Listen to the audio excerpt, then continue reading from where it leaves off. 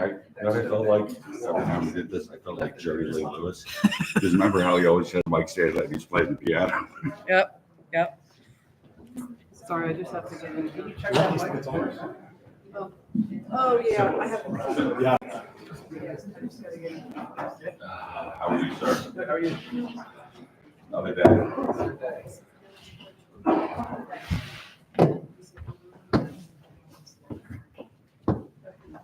I thought they were on when I came in.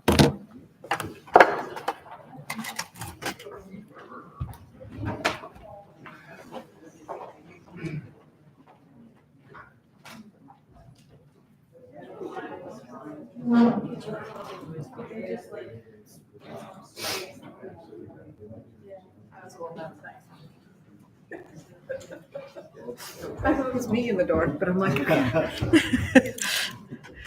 I'm going for atmosphere tonight, I guess.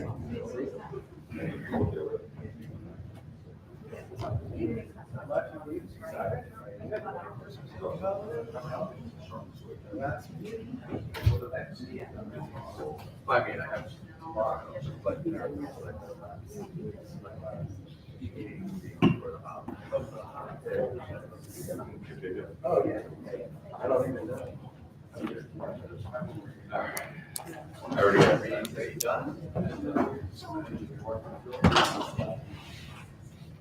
One, two. All right. Three. I'm shaking. I got three. All right, it's fine.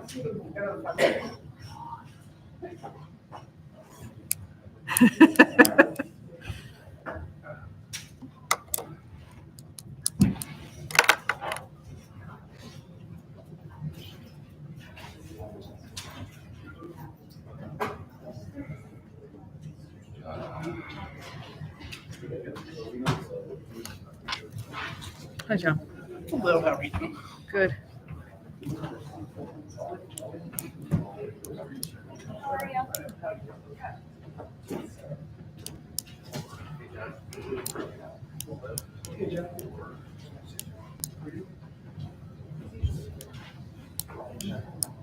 Right.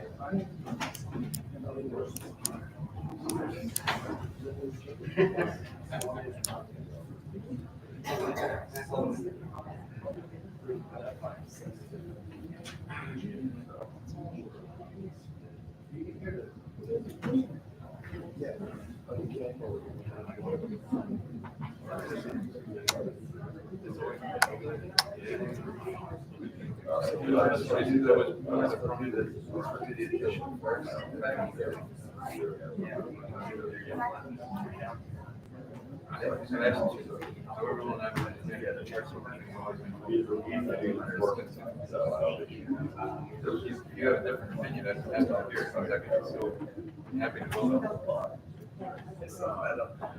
This morning. I don't have the other resolutions with me.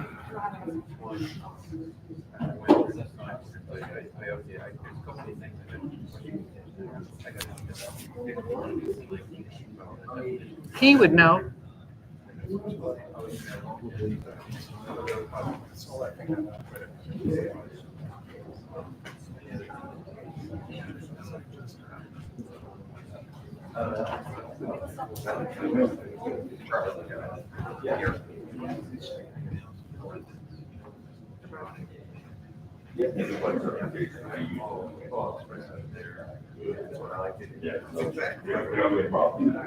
You won't hear too much from us. Yes.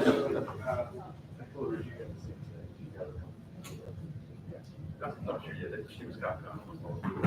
So, as far as.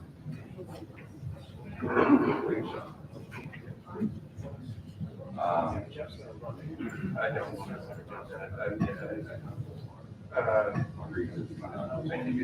I think there might be different liaison.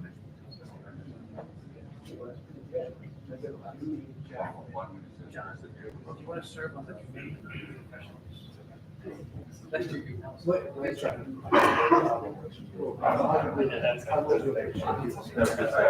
I'll make it.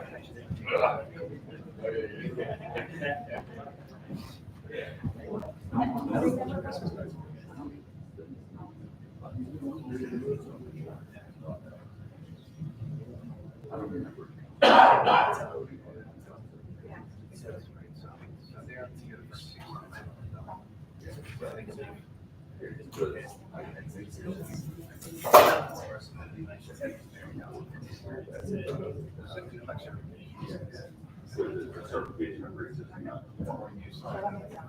believe so.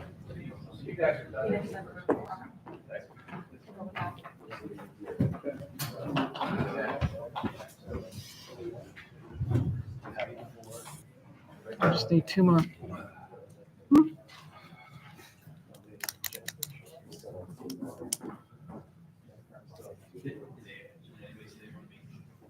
Not as when I left the office at 1:15.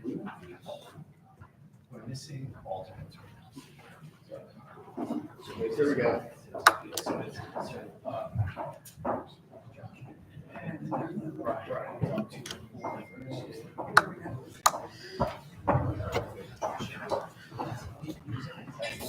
Hi, Brian. Good.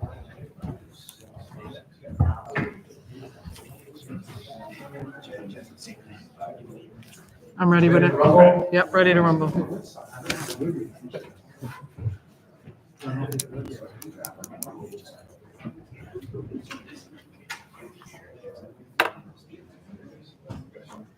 Good evening, everybody. This is our December meeting of Haddon Heights Planning Board.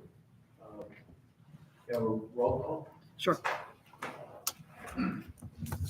Ms. Bonacorsi. Mr. Madden. Here.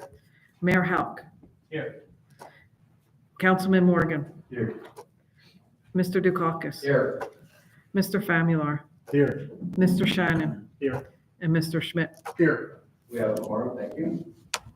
This meeting is part of the public meetings law statement. This is adequate notice of this meeting has been provided as required under chapter 23, 231 PL 1975, specifying the time and place with such notice as being sent to the retrospect and posted on the municipal building public notice meeting bulletin board. May we all rise for the pledge. I pledge allegiance To the flag of the United States of America, and to the republic which stands one nation under God, indivisible, with liberty and justice for all.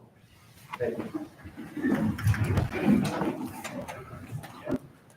Suzanne, is there any correspondence? No. Thank you. At this point, I'd open up the floor to any public comments not related to the cases tonight. Is there any public comments not related to the cases tonight? Seeing none, I'll close that. Thank you. Any board comments, any discussion? No, we'll close that portion. All right. Well, we have we have to approve our minutes from the last meeting. It was a short meeting. And, does everybody have a chance to read the minutes and have a motion if they're okay?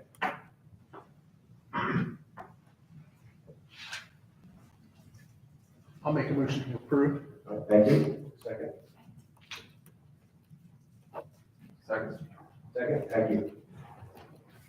And we'll just do a voice vote. All in favor? Aye. Aye. Opposed? Abstentions? Two abstentions. Michael and Jeff. All right, the minutes passed. Thank you.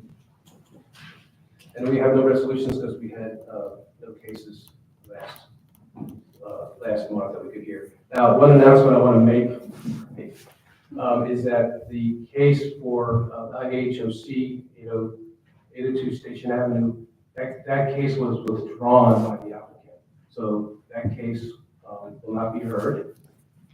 For whatever reason they want to come back, they would have to re-advertise and then re-notify people within 200 feet of their property, that property. So we're not going to hear that case. It's pretty much dead for now. So if anybody's here for that case, we'll not be hearing that. The second thing is that there was on the agenda was a consistency review for the redevelopment of the St. Mary's property. And we're not going to hear that this evening as well. That will be heard in the new year. All right, thank you. So I guess with that, we'll move on to new business, which is case 23-12-1P Michael Cousinar, 104 9th Avenue, block 45, lot 3. This is the lot coverage bulk variance issue. Please come up and sit down, seat, move the mic closer to you so because we're recording this. And our solicitor will swear you in. Can we swear you on at the same time? Yes. All right, please raise your right hand. Do you swear or affirm that the testimony you're about to provide is the truth, the whole truth, and nothing but the truth? Yes. Yes. Thank you. Thank you. Just want to say your name for the record. Michael Cousinar. You want to provide a bullet or a summary of why you're here today? Yeah, appreciate you guys hearing my case. I live on 104 9th Avenue. I've been there for about 12 years. I bought it about 12 years ago with my wife as a starter home. And our plan was to kind of, once we had our family, you buy something bigger. And as we needed a little bit more room. And for 2 years or so, we've been looking like crazy for something that, met our family's needs a little bit more. And in that time frame, A, we couldn't really find anything that we liked, and B, we kind of realized how much we loved our house on 9th Avenue.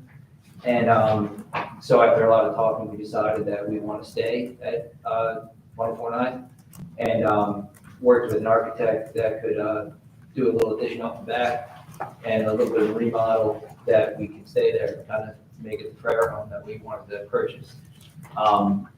In order to do that, we need 2 variances. One is I'm going over the impervious coverage minimum a little bit, and the other is the side setback.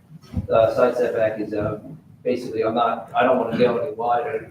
I live in kind of a narrow lot as it is. It's 50 by 200, and my side setback's only, so I think it's 6 foot 4 inches exactly, and the ordinance is 10 feet. I just want to kind of continue exactly the same place as it is, just go back a little bit. I don't want to go any wider. Great, thank you. So, so your lot is it's 50 by 200. It's basically undersized for the R2. So do you feel that this property is, in a sense, providing a hardship in this case? Yes, because I mean, I love the lot of I love the where it's at and everything, but there's no other where to go. I mean, I can only go back. There's nowhere else to go. Right, so if you to conform with the 10-foot setback, then you make your addition quite smaller, skinny with it. Yeah, if I had, because the existing foundation is there, if I move in 10 feet and then go back, it doesn't work. Right? It's so if I can't have the variance for the side setback, I kind of have to squash the whole project, because the idea is to put like a kitchen off the back, the width of the house. And in the front of the house, it appears that there was historically maybe a front porch that was enclosed. Yes. Part of the living room, and you're going to pull that back and make it a front porch again. Yes, sir. That was one of the things about the house that I did not like when we bought it. A previous owner closed it in. That's how it is right now. It's how we purchased it. And one of our wish list items at the time was a front porch. We always wanted one. And at the time, when you're a first time home buyer, you can't get all your wish list items. And it was kind of always the plan that even though I'll lose a little square footage, it would, look a lot nicer, a little bit more historic. And, I want to do a brick water ledge around the front porch, kind of bring the character of our town back to the house. Right now, it kind of looks like weird and modern. Right. And if you're looking at your house from the street and you're looking at the 2 properties to either side, are the fronts of those properties forward of your house, to the rear of your house, or in line with? They're pretty well in line with the existing front wall of my house. So when I open up the front porch, it's just going to go back. I'm not expanding towards the street at all. Right. Yeah, they're all pretty well in line. Okay. And then the side porch, the side exit, which is a stair, you're just basically going to move that back. Well, I'm going to demo that and build it up because it's poorly constructed. Yes, just to have a side entrance to kind of go into like a mudroom situation in the driveway.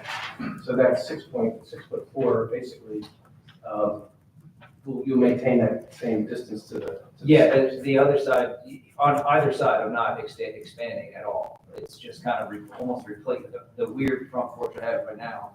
I'm just gonna make it like a side entrance, but the same width, the same size. And you also have a garage and a very long driveway. Yes, sir. So do you think that that extra pavement and garage also exacerbates your impervious coverage issue? Well, I don't have any current groundwater issues, like, the swells on both sides of my house are dry, even after that crazy rain we had last week, like, there was no standing water. I also reviewed Mr. Bach's letter, and I have no, problem with it whatsoever. If after we do the construction, if rain barrels or, pop-up drains or any type of like French drain is needed from a downspout, I have no issue doing that. Okay, good. Any of us on the board have any questions? Yes, from my understanding, right now, your house has the front door, I think, Dean kind of talked about this a little bit. The front door is actually on the Side. side. Yes, sir. Right, so it's kind of offset right up against the driveway, but now that's gonna be removed, correct? That's their covered little porch that has steps up to it. That would be removed, yes. Right, and then you'll move the front door to the front. The front door I want facing the street center. I think there's in my packet somewhere, there's Yeah, I see it, yeah. like a rendering Yeah. of what the general look is gonna go for. Your neighbor to, from looking at your house to the right, has a similar addition off the back? Yes, Is it proposing? yes.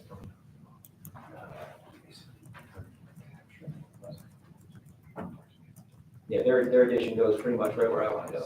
Okay. I didn't measure it out, but it's approximately the same distance. Yeah, I mean, I'm just looking at their, Yeah. Approximately the same distance. so it almost, your property would mirror almost your neighbor's property.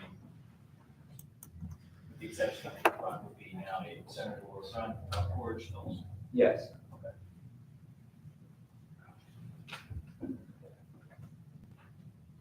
Also, the front dormer, I want to change to a return gable rather than a hip roof. I think that would just make it look a little bit more historical as well.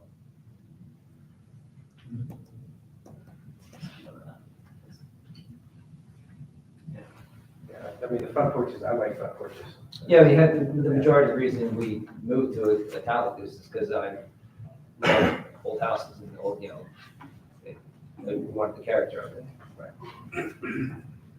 Any other questions from the board? Before I open up to Steve. Steve, you reviewed this? Thank you very much. Yes, we reviewed the application. As already indicated, partially in testimony, the required lot area in the zone is 12,000 square feet. It's the existing 10,000 square foot.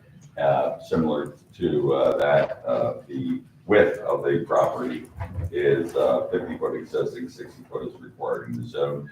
As the chairman has indicated, there is a driveway that extends all the way to the rear garage, which is in keeping with our best practices in borough of having garages back behind the house and also having the driveway to it. That does two things. That one forces the house when it was built to be over to one side, hence the 6.06 or 6'4" side yard setback. And also because of that lengthened driveway also contributes to the 34% existing impervious coverage. We noted in our review that we're going from 34% to 37.6. We looked at this and looking at the undersized lot that we would only recommend rain barrels and directing any downspouts away from any of your new downspouts away from the side property, but towards the rear of the property. If you agree to the rain barrels, there's no additional, and you're successful this evening, there'll be no additional submissions. Also, all of their work is really addition work, and it's also underneath the threshold for a grading plan. So if the application is successful this evening, the only condition we would have and recommend would be just that the applicant provide rain barrels when he goes to construction. And still fences too. And still fencing, but the applicant already agreed to that comment. I forgot to mention, but I have no problem with that. And again, what they're doing is extending the side yard to the existing side yard setbacks, and that affects not only the 1 yard side yard setback, but also the aggregate, so. and that's contained in our letter. Thank you. Any other discussion or questions from the board? No, I make a comment, just Suzanne, I meant to remind, I mentioned to you, we've gotten a lot of comments that if your microphone's on when you're typing, if not, they also directed at council too, so I just wanted to. Thank you. Just came to my mind, I know we're shooting it on the YouTube, so. Thank you. I'm nothing further, Mr. Chairman. Thank you. All right. I would open up to the public for public comment or questions to the applicant for this case. If there's any, please step forward. Okay, seeing none, okay. I'll step forward. My name is Jeff Gillette. I am at 100 9th Avenue, 2 houses down from the Kuznets. Sir, if I can ask you to come up. Certainly. I'm sorry, just to make sure Yeah, the. swear in. Clear. Sir. Swear. Jeff, I'm sorry, what was your last name? Gillette. Do you swear or affirm that the testimony you're about to provide is the truth, the whole truth, and nothing but the truth? Yes. Thank you.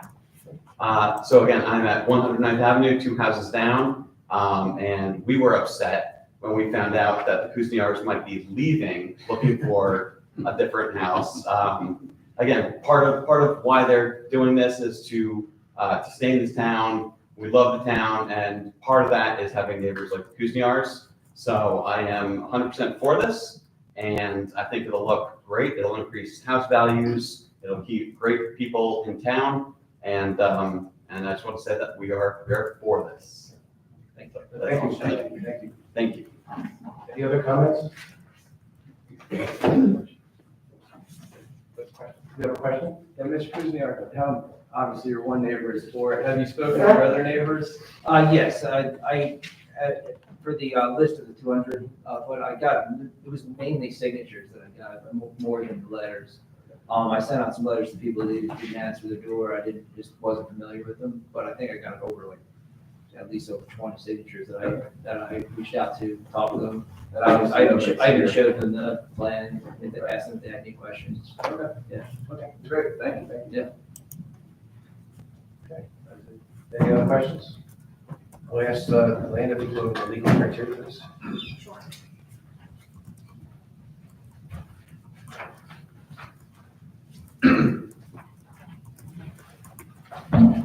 So for the applicant is requesting 2 bulk C variances for this project.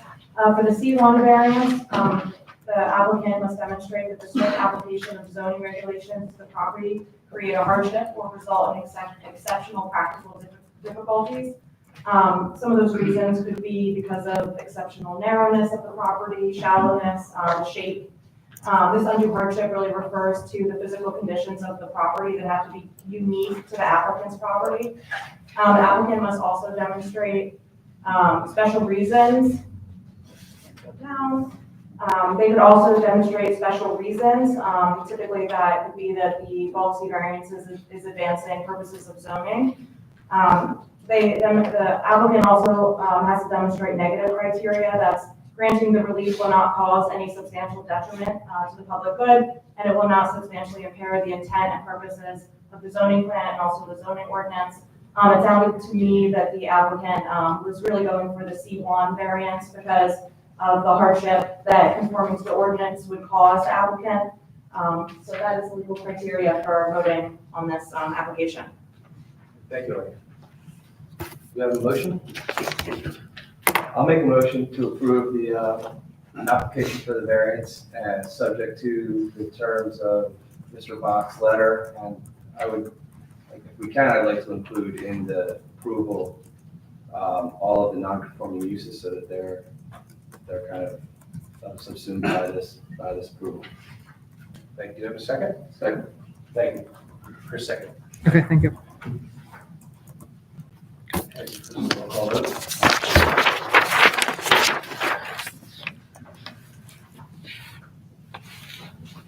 Mayor Hauk, Yes.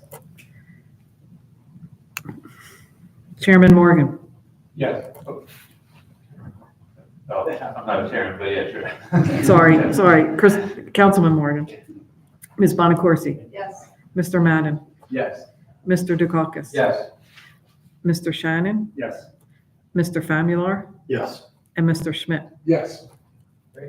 Congratulations, you were successful. Thank you very much. Next month, we'll vote on a resolution, and then that resolution will be printed in the paper. And in 45 days from that printing, someone could appeal. Okay, So if you decide to proceed, you proceed to your own risk. understood. Thank you. Thank you very much, everybody.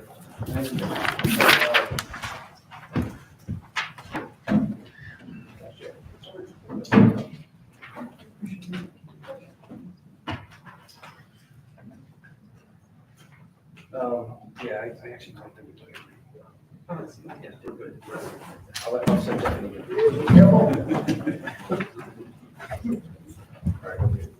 Okay, thank you. So, next case. We're gonna, Yeah, so next case, next two cases are actually, one is duplex certification, next is the use variance. So the mayor and council person, Mr. Morgan, cannot hear that case, so they're leaving. Excused.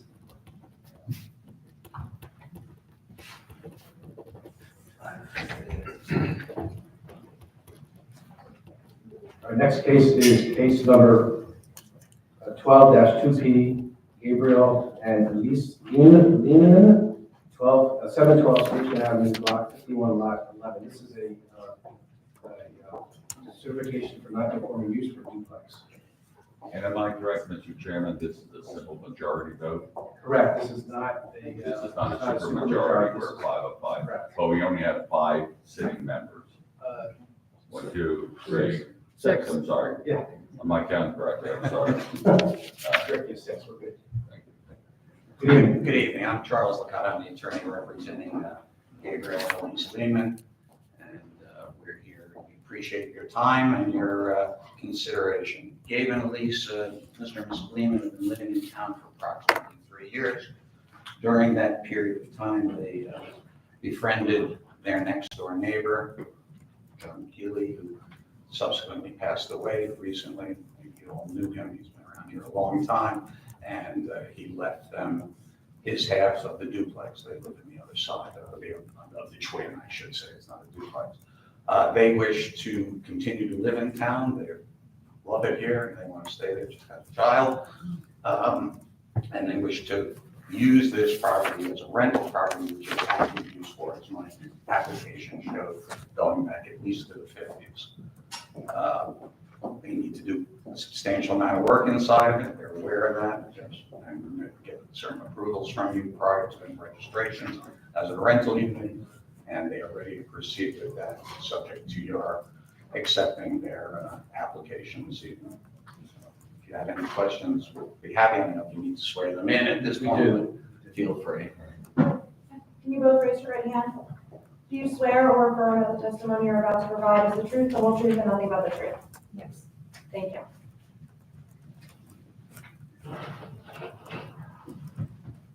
So, Kyle, do you have a presentation? You want to go through your exhibits? Well, if you'd like me to, I'll be happy to. Yes, they're fairly straightforward. Exhibit number 1 is a series of, exhibit number 1 is the last will of John Keeley, where it has transferred the property to them. And then at the end of that is the page from the county, where it was filed with the county and they became owners of it in August of this year, of 2023. That would have been there. Okay, the attachment 3 is census records going back to the 1950s that show that these units were utilized as rental units as 2 different separate rental units. Exhibit number 4 was copies of leases for it from the 1970s that showed that the property was being rented as a rental unit in the 1970s. Attachment 5 is somewhat interesting. These are 2 letters from the town requesting that Mr. Keeley register it as a rental unit. That was not done, apparently, or at least we can't find any records of it. My supposition, and I don't know this for certain, is it really wasn't being used rentally. His mother was living on one of the units, and he was living in the other unit. That's what we have been told and led to believe, and you can see that that's in a final document.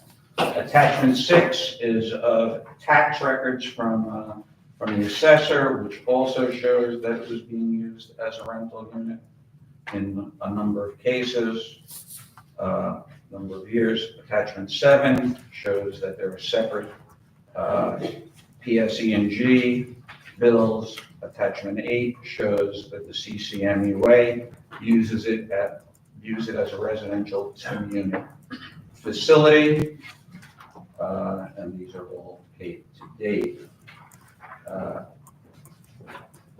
The final, or not the final attachment, attachment 9 is a letter from Henry Bruce, who lived at 712 Station Avenue, 708, excuse me, and has been there since the 60s, and he recalls that it had been rented all the way back into that time and what it was used. Finally, Exhibit 10 is a floor plan that was drafted by Mr. Lehman that shows the layout of the units, showing that there is in fact outdoor access to both of the units, and that is how it will be utilized as a rental unit. If you have questions on them, on any of these exhibits, I'd be happy to address them at this point. So, so you're basically saying that this twin duplex was in existence prior to the change in 1970? Very clearly. And then it continued to be duplex thereafter, never was abandoned, never was converted, and it continued to be always rented. That is correct. Any other questions?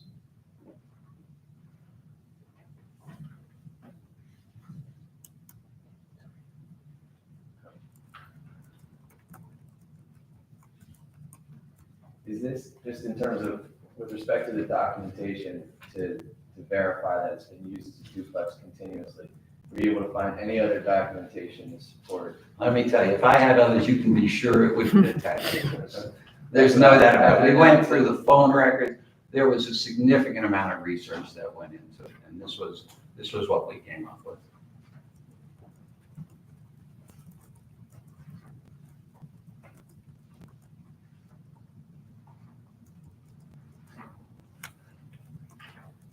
Mr. Bruce could not be here this evening. No, you could. He actually lives in Carolinas now, Oh, he does. year round, yeah.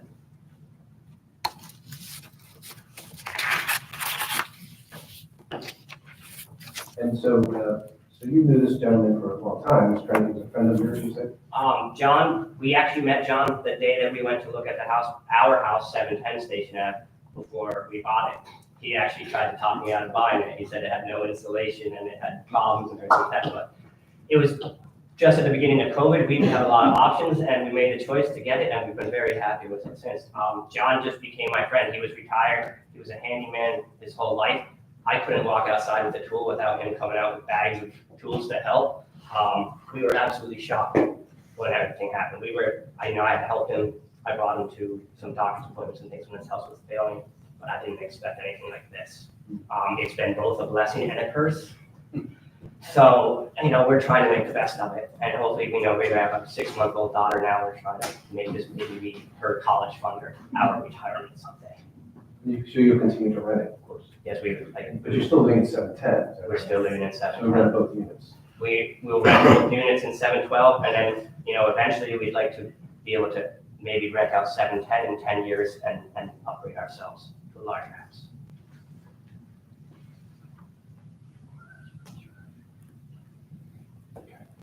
Well, it's pretty cool that Yeah, it's really cool. you're not a relative, obviously, right? So, Nope. pretty cool. Okay. Any other questions? At this point, I'll open it up to the public. If there's any comments or questions from the public for this application? Yes, ma'am. Please come up. And state your name and address, and also our solicitor, Elena, will swear you in. Can you state your name for the record first? My name is Carol Renford. I live at 205 8th Avenue. Okay, and raise your right hand. Do you swear or affirm that the testimony you're about to provide is the truth, the whole truth, and nothing but the truth? Yes. Thank you. My property is at the rear of 712, 710, and 708. So that whole line is communal. I've been in the house for over 25 years now, and John was my friend, and I was the executor of his estate. I know that it has been, for the last 25 years, I can swear to, 2 separate units. When I went through the house, all of the documents were there for 2 separate units. I don't know when his mother came, and that's when the upstairs apartment was given to her because they lived at the shore. Okay, I know that she passed in '02. And then John moved upstairs. I don't know whether anyone was downstairs for quite some time, but then he started using it as almost storage. But it was most definitely a separate domicile. Thank you. And I'm okay with it. Thank you. Is there anybody else? Seeing no one, close out. Thank you. Any other questions from the board before I open up?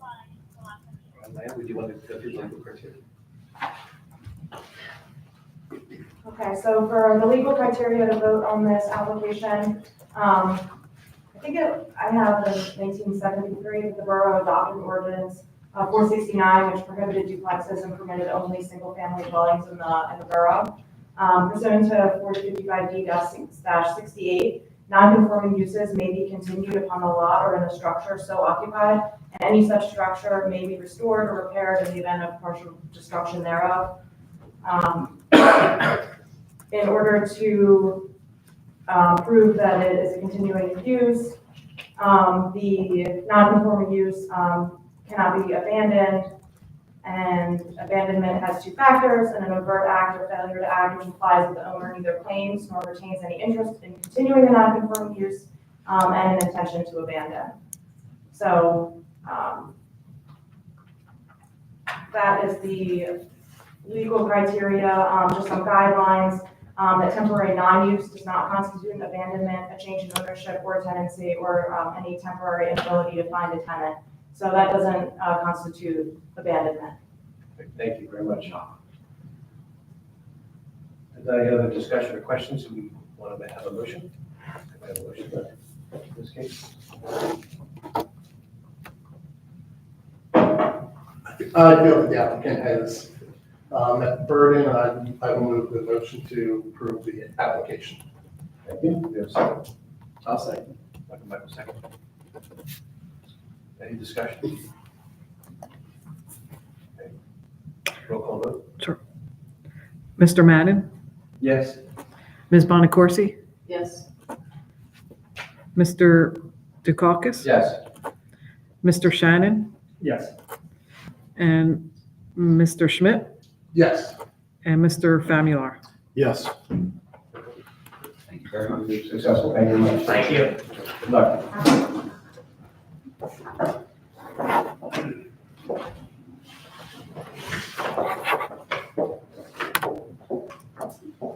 Last case this evening is case 23-11-1P, NCPG 1500 Kings LLC, Nick Curiel, Block 80, Lot 1. This is a use variance.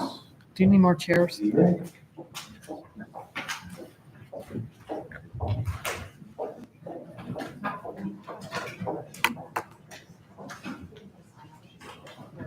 Thank you. Yeah, I heard that. Thank you.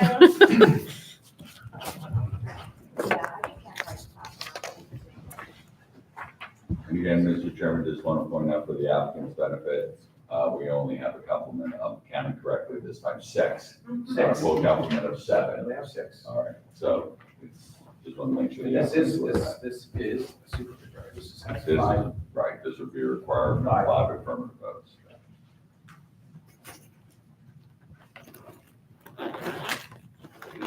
Good evening. Charles Gavin Opperman from CGO Law on behalf of the applicant.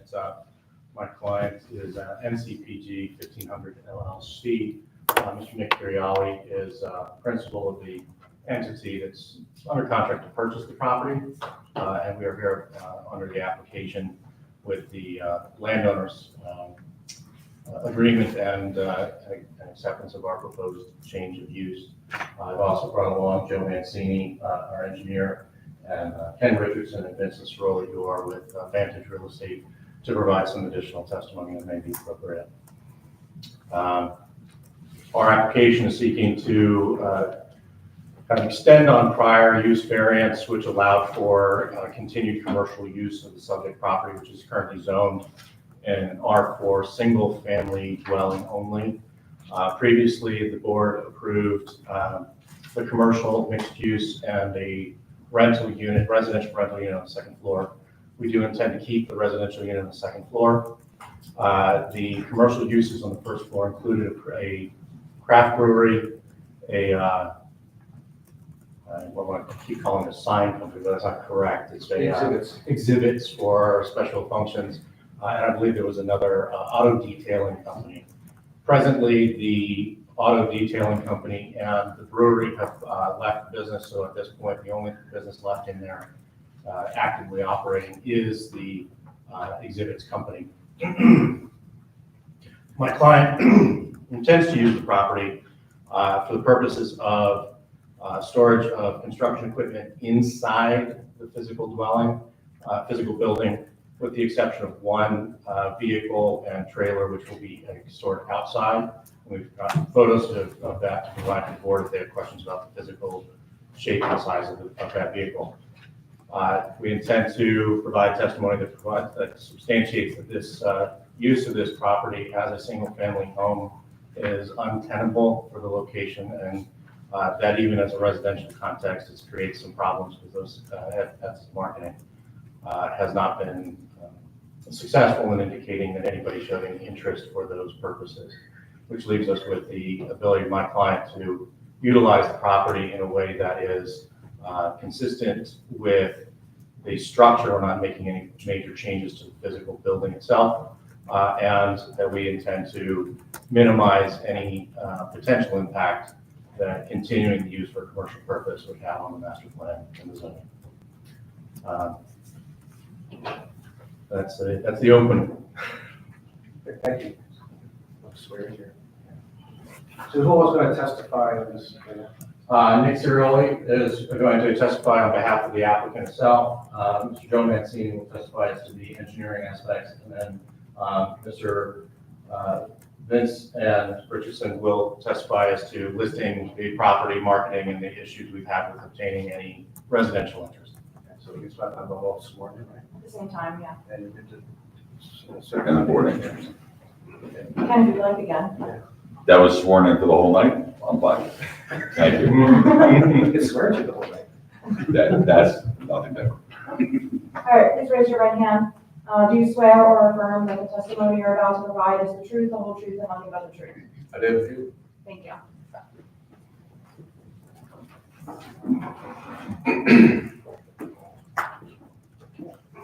So do you want to, would you like to tell us what you want to do with this property? Sure. We own a commercial construction company, and we have small equipment that we want to store inside.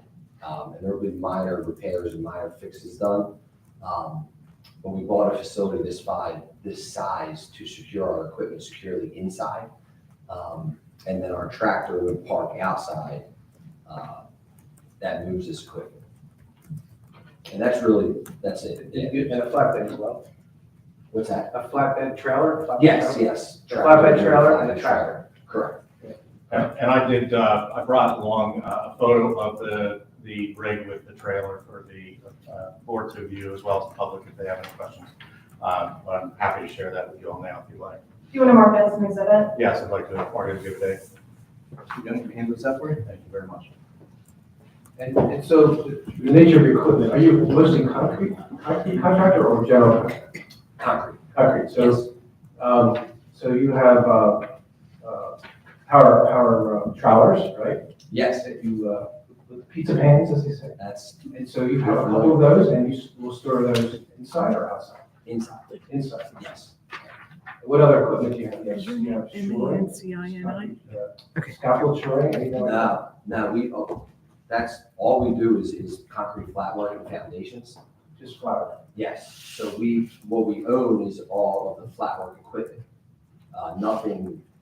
Nothing bigger than what you call a laser screed, which is the size of, I would say like a diesel pickup truck.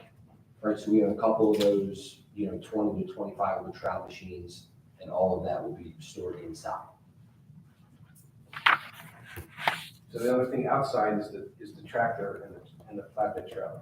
Yes, and then, from the hours of 8 to 3 are mechanics trucks, which would be 2 vehicles, 2 to 3 at the most. And you'd be parked, so do you have a fence currently that's around that, in the parking area outside the facility? In the rear, In the there's rear, a fence, there's a correct. fence, correct. And so those vehicles would be parked in there, They can be, but that's where the trailer and the tractor would be as well, inside the fence? yes, yes.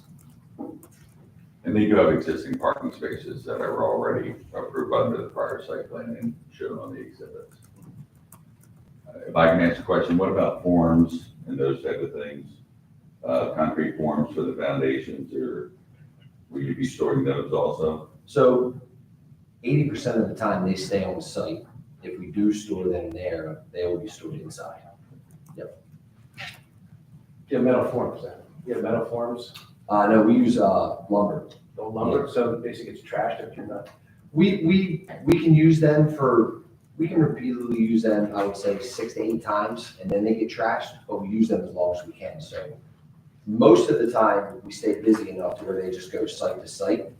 But if we do store them in the winter, we keep them inside so they stay in good shape. So you're just doing flat work, so you don't really have the 4x8 sheets of BB plywood for doing suspended slabs, correct? No, You're not stacking up formwork, they don't have heavy form system or anything like that. no. Nope. Another question, if I may, is there any sort of equipment, I have to ask a question, any backhoes or any other dump trucks or anything else that would be stored inside the building, or only this type of equipment you represent? Only that type of equipment. Yes. What type of repairs, when you talk about repairs, what type of repairs are you talking about and where will they be done? So all the repairs will be done inside. And this is your typical maintenance. There's a lot of, these are small, engines, diesel engines. Sometimes we do engine changes, sometimes we rebuild those. A lot of it is the blades on the bottom that you brought up, Peter, right? A lot of times it's just changing those blades or changing the arms or just concrete beats these things up, so they need maintenance quite often. So, you have vibrators and all that kind of stuff. Do you have mixers? No, No mixers. No. So all your concrete is batch blinded and set in a concrete track. correct. And this flatbed tractor, the trailer is quite large. So what do you put on this thing? Mostly formwork? So we put, well, now that we can carry about 6 to 8 of those trowel machines Okay. with a laser screed that takes that back and forth. And we do, the equipment that you brought up, the backhoes and the lulls and the forklifts, we do use those, we rent them. But typically we'll rent them for 2 to 3 months at a time, and that rig will take them from site to site or back to the rental company. Back to the road. But you're not storing that equipment on your site? No.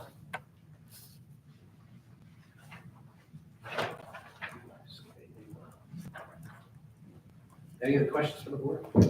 How many times a day is this tractor trailer in and out of the driveway, would you think? Twice. Twice a day, every day? What's that? Twice a day, about every day? Yes, Okay. yes. Do you have enough room for that?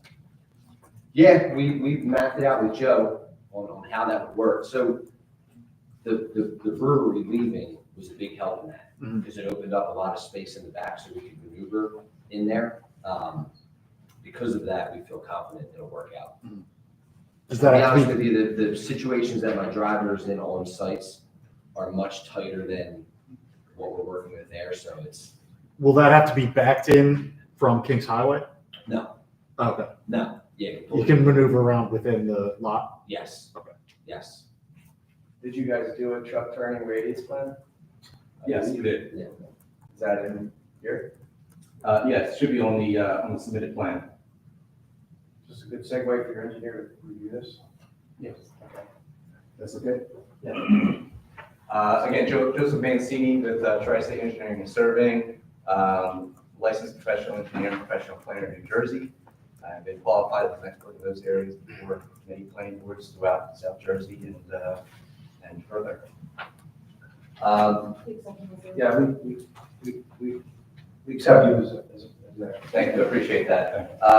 So I'm going to call this A2. This is a copy of the same variance plan that you have. I just put an aerial behind it because I think it's a little easier for all of us to kind of see what the existing conditions are. And the existing conditions are by and large the proposed conditions as well.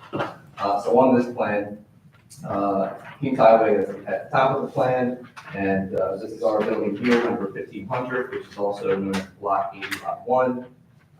The site has access to Kings Highway here. It's a two-way drive into the site, which is also a 30-foot wide access easement that gives shared access to Lot 2.01 next to us here. The lot is roughly 41,000 square feet, and roughly 20,000 square foot is the existing building.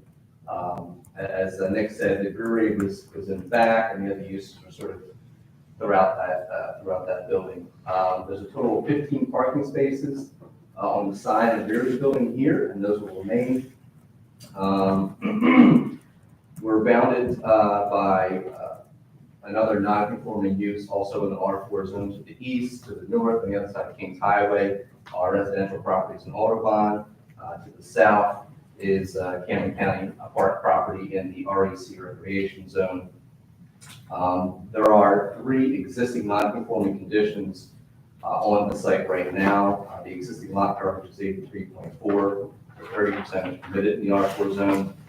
The existing front yard setback in Kings Highway is 6.4 feet, where 30 feet is required, and the existing rear yard setback is 19.3 feet, where 30 feet is required. Again, none of those existing non-conformities would be exacerbated because we're not making any substantial changes to the exterior of property.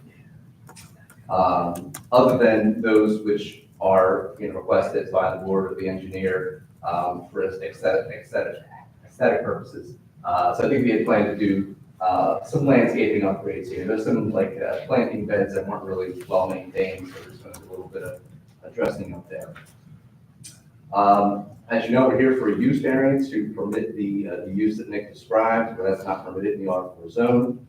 Additionally, if necessary, we can memorialize that residential apartment that was approved by the board in April of 2018.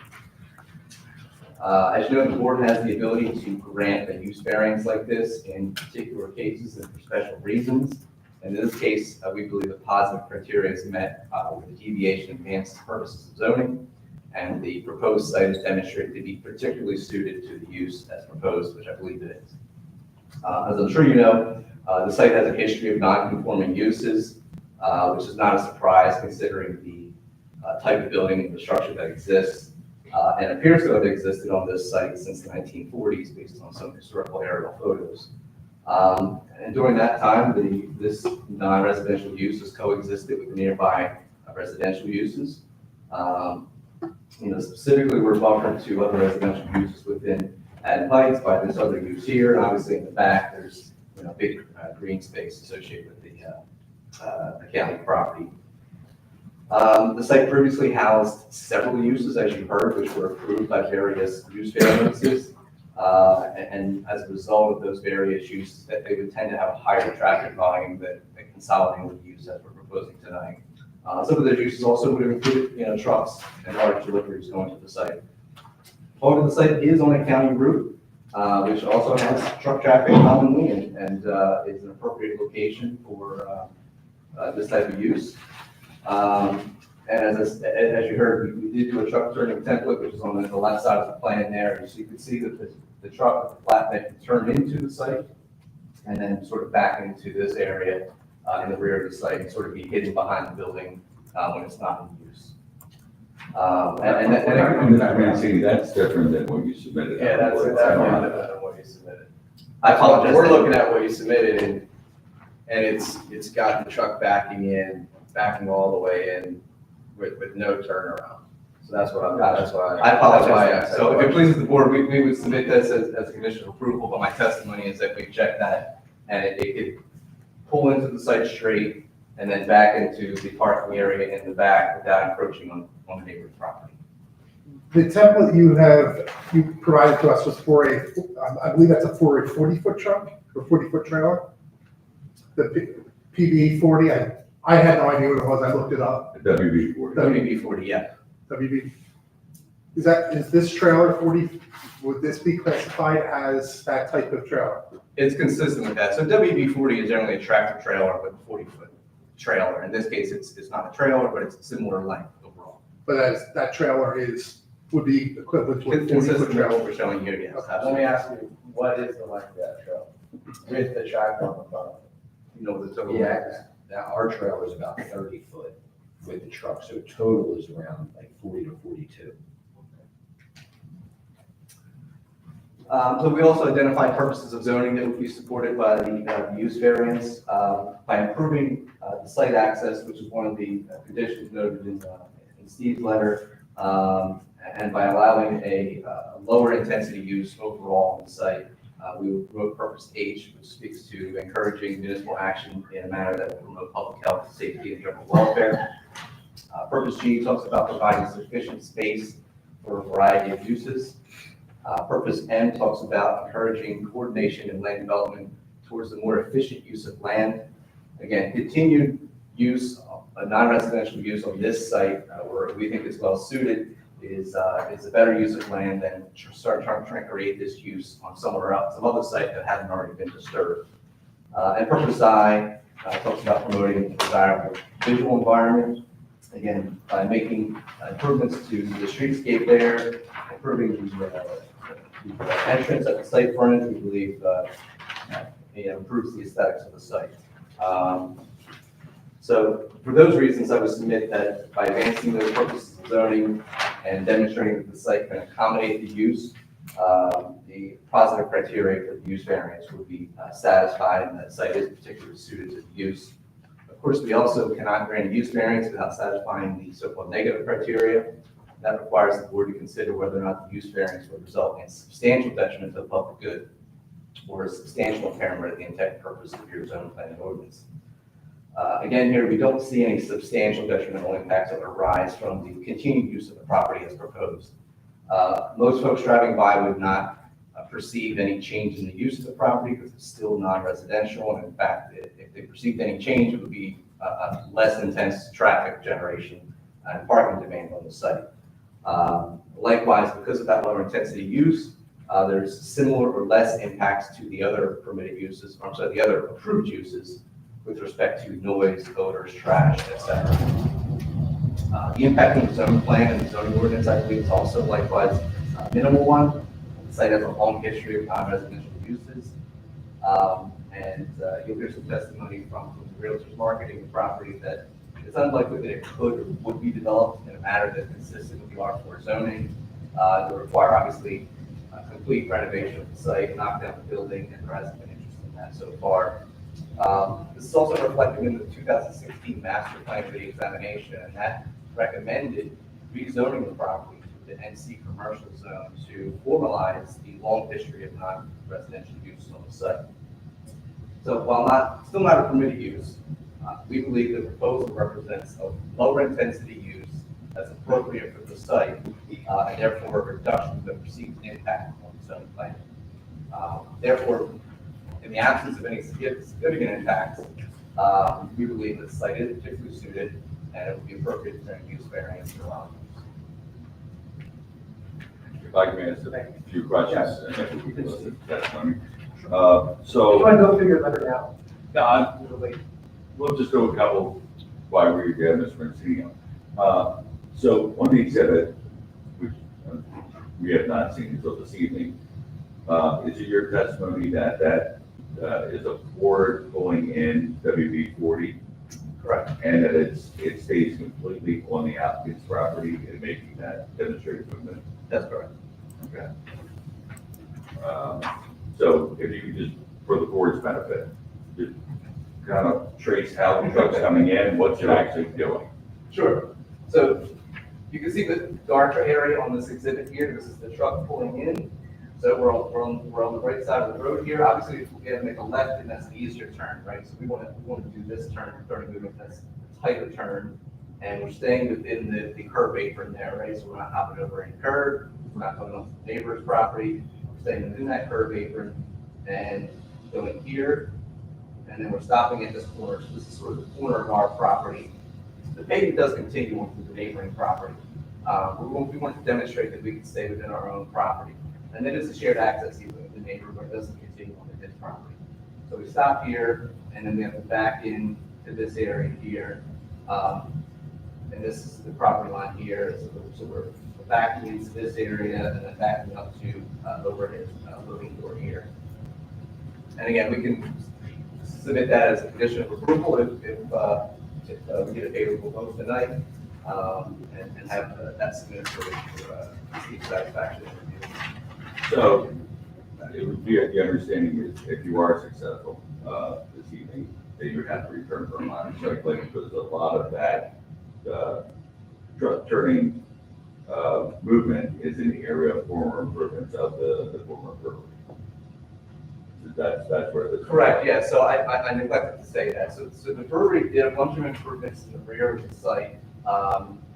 Fence, decking area, and steps to get to their sort of main entrance in the back here. A lot of that would be removed, and as Steve said, we can address that more clearly on a site plan application. So but the plan does note it, fence and steps to be removed in that back area. So the decking from the brewery, that's already been removed? No, it would have to be removed as part of this, just to allow the truck movement more freely. The pictures that were, well, I guess we'll get to that. but- Yep. And Oh, I have stuff, I apologize.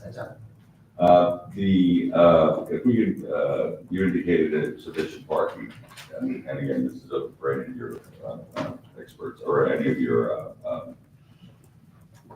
witnesses. Number of employees, hours of operation, largest shift, you already indicated that you would only have 2 mechanics trucks. What about other employees? What is going to be the parking demand as part of this? How many people, how many cars?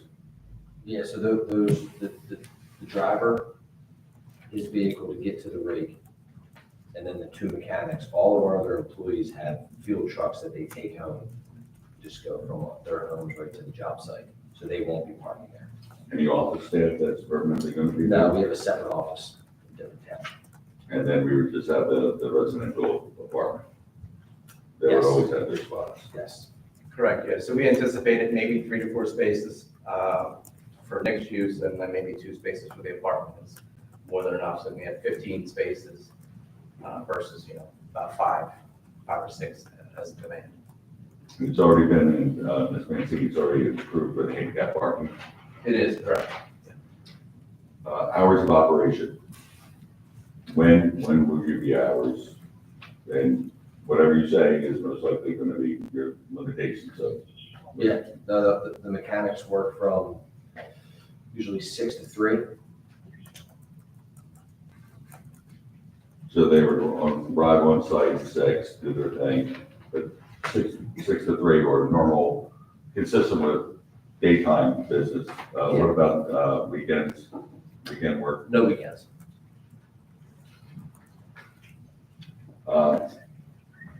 Any other deliveries besides your truck? Will you have any other materials? Will there be, what type of deliveries would you ever expect at this site? From other than your flatbed with your tractor? Only our trucks. Yeah, only our trucks. Any parts that we get are picked up by our mechanics. So there'll be no other tractor trailer traffic? No. Here. So you're not receiving 5-gallon pails of retardant and all the materials that you use in concrete. Goes right to our site. Goes right to the site.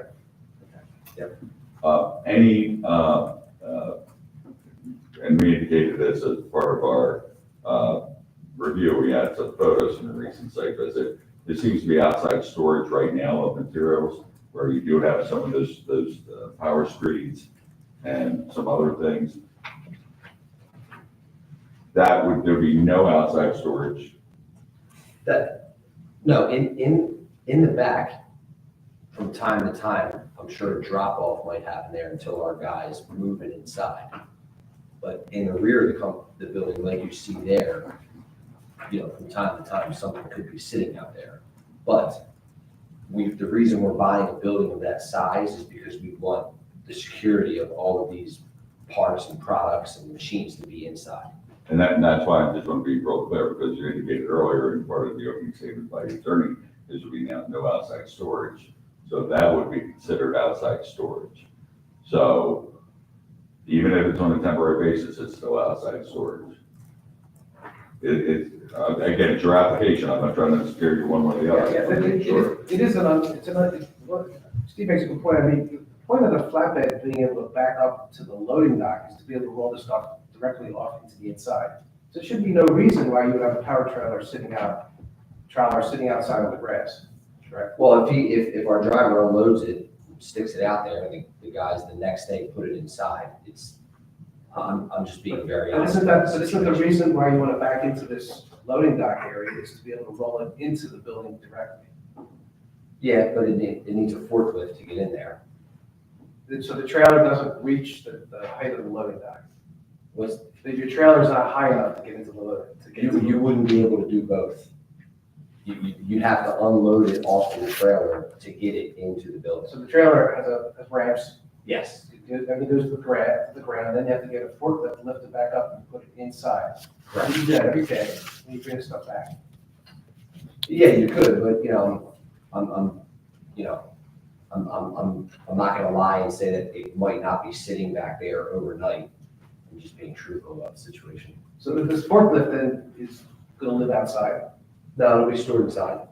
But how does it get inside then? My point is this floor is elevated, right? The floor is elevated, so but you need a forklift to lift stuff that's outside to get it inside. So where's the forklift live? It can't live inside, it can't get itself inside. There's no way to get. You can get inside from the other garage door. On which side? On the parking lot side. So it's gonna go all the way around and go back in that way? Yeah. Okay. And again, the only reason I'm bringing this up is that is more of a yard operation versus parking or just parking for the truck. So I just want to make sure the applicant is clear on what they're proposing and the board is clear on what their understanding is. The issue is just, visually, it's just the stuff's outside, so is there any way, Steve, this could be screened? Yeah. This lot could be screened? Sorry, is there any way this lot can be screened? In other words, is there a way? Well, the property line is close, but you could put a fence on the property line, could you not? For the rear? Yeah. There is a fence. The fence is actually not on your property line. If I'm looking at the plan, it's outside. Is that right, Steve? It's outside? That is correct. It's not their fence, it's the park's fence, correct? It is someone's fence, but it's on the park property. Correct. I guess my point is that, if this stuff's gonna be outside, is there a way to put a fence in that's on the property line, that doesn't interfere with your truck, right, getting in and out? That could be screened. And I'm talking about a chain link fence, the little plastic things that go in and out of, and you've seen them. We do it all the time in construction sites. If I could offer something, Mr. Chairman, I think that's something we can work out with the site plan. So I think it's appropriate to say, you guys don't want us outside storage, but if we have to have something outside temporarily, we need to have it in a fenced-in area to screen the view, keep it secure. This area back here, where some of the deck is, that's not visible from Kings Highway, and it's a pretty substantial wooded buffer on county property. So I think it's already hidden pretty well, but we could sort of supplement that with a fence there, and I think that's something we can work out in fine detail on the site plan, if you think that's appropriate. Is there any way to delineate, just so for the understanding, you're here for a use variance for the site, any way, Mr. Mancini, to delineate with your client what that area of yard area might be? In terms of the size, you mean? And the limitations. So we understand it goes all the way from the back of the building, wrapping around the county property. At what point would it stop getting closer to the existing parking and the access easement?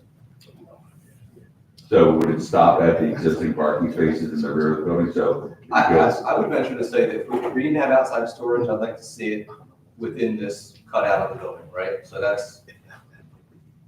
and that should be plenty of room. It's reasonably sized. So that's 110 by 50 feet, 50, 60 feet. So I think that's the appropriate area. If in those rare instances where we need, some temporary storage as described.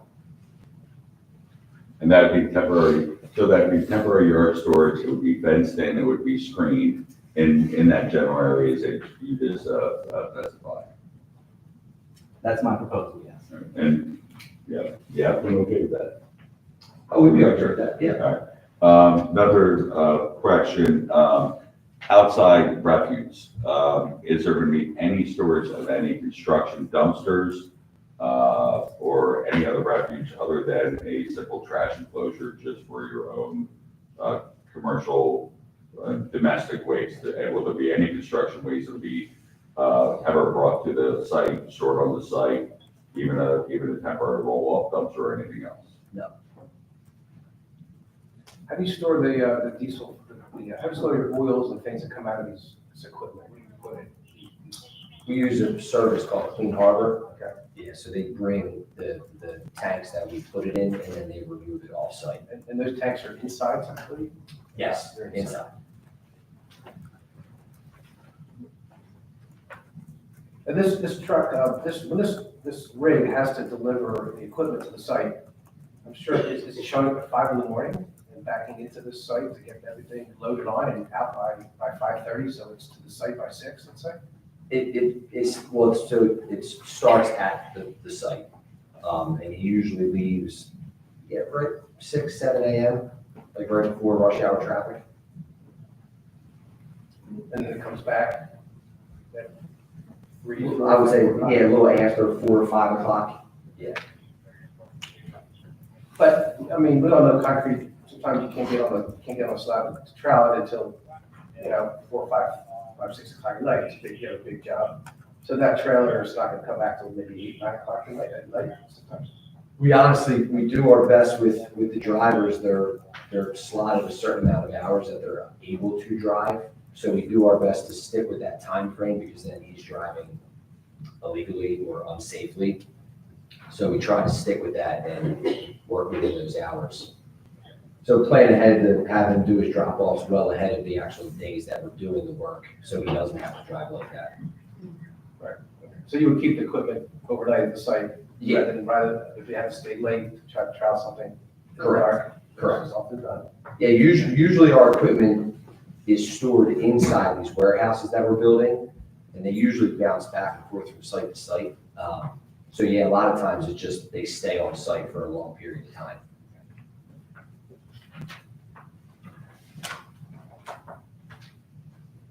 The only other question before I get to technically in the review letter is the movement of a forklift in the, I'm going to use it, the common drive aisle that has the easement,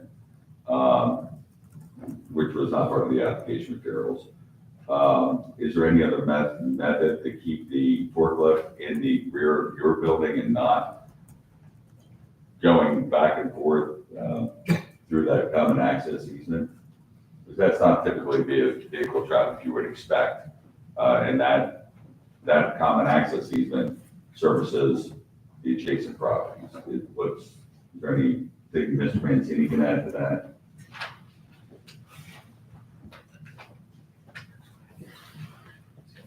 forklift is not the same as a car, doesn't have all, doesn't have blinkers, doesn't have all that other stuff. It's something that you would expect inside, a closed operation, not on a driveway.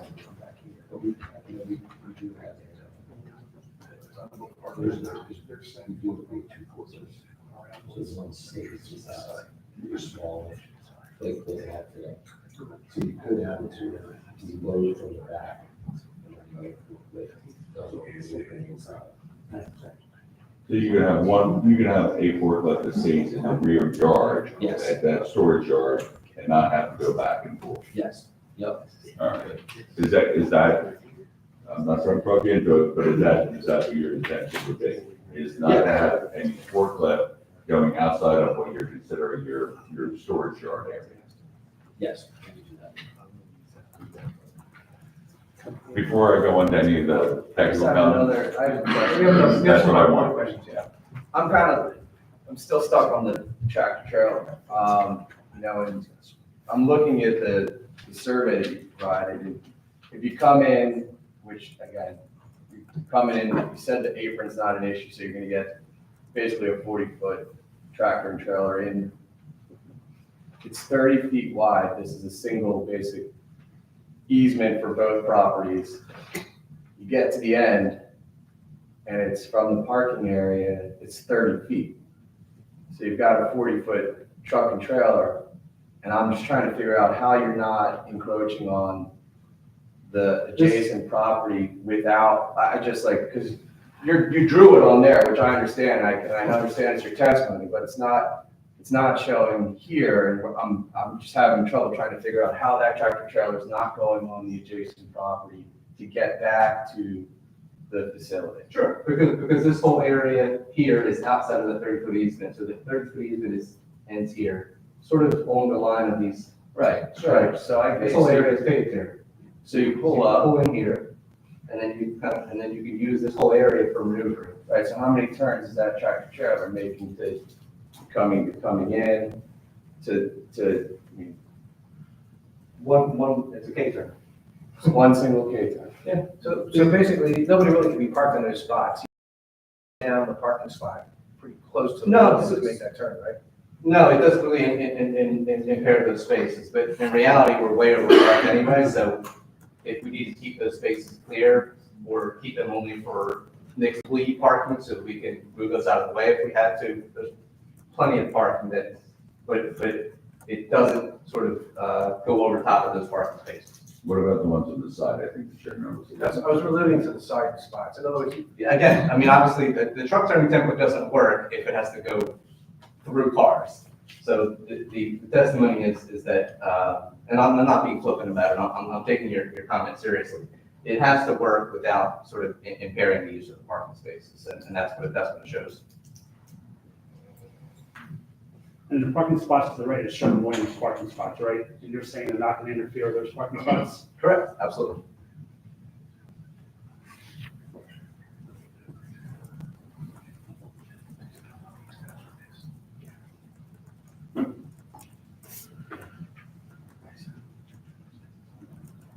Now, where will that truck park at night? Behind the building. Approximately where we talked about the storage, the outside storage area would be. That area defined as you said, 100 feet by 60 feet or whatever, that area there, that corner? Correct, yeah. Now, is the telecommunication tower still there and operational? The cell phone tower? Yes. Yes. The tower's still there, I don't know the functionality of it. It's part of the property. It's on the property. It's their property, so I think somebody else owns it. I know somebody, no. I'm going back to a case that, like Dean, I think it was about 2005, 2006, when they came before us, or when they came back before the zoning board. And part of that application was to provide access into that cell phone tower. And it was coming from the rear and not coming directly off of Kings Highway. If that truck is there, does that still provide access to the telecommunication equipment?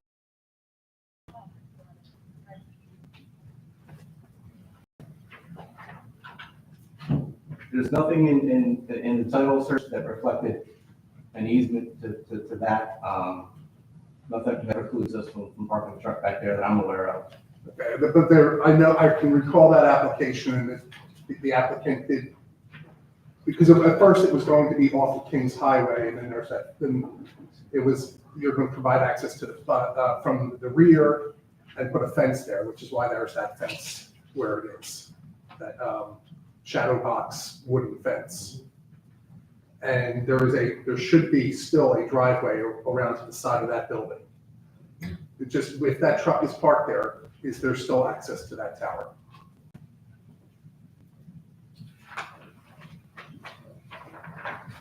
So I think I could add on to that. So the applicant is going to have to provide us with any easements that may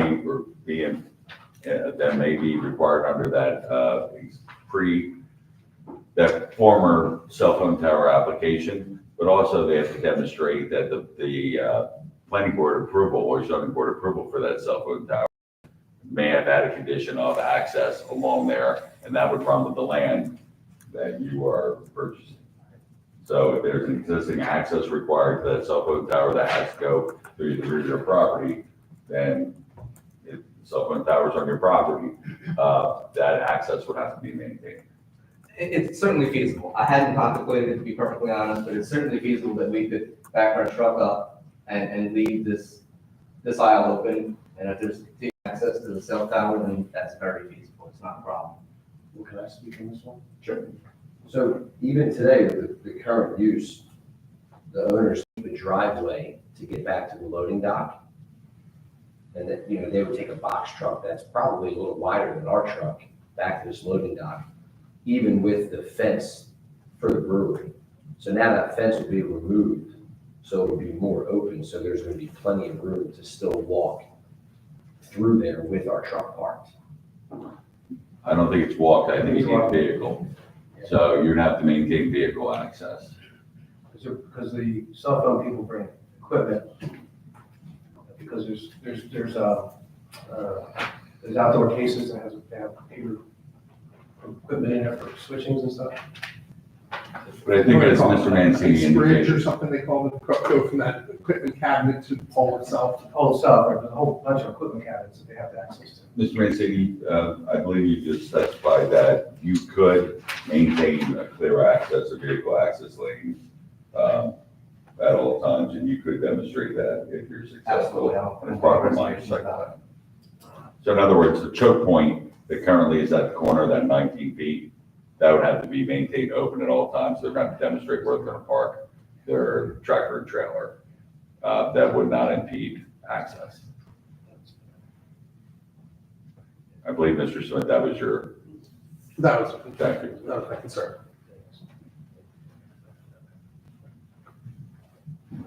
Any other questions by the board? Yeah, good questions. All right, Steve. And if I may, I'm going to ask the applicant whether there's any, would they have any objection going to the engineer's review at this time, or is there any additional testimony that they want to put on the record first? You always have a chance to do your closing at the end. I did want to just address the real estate marketing that has occurred on the property, just so that there's some clarification, what interest was there. I'd like to ask either, Mr. Cerulli and Mr. Richardson, if you guys would like to come up and address what marketing efforts you've made, the interest that you've had since you've been listing the property.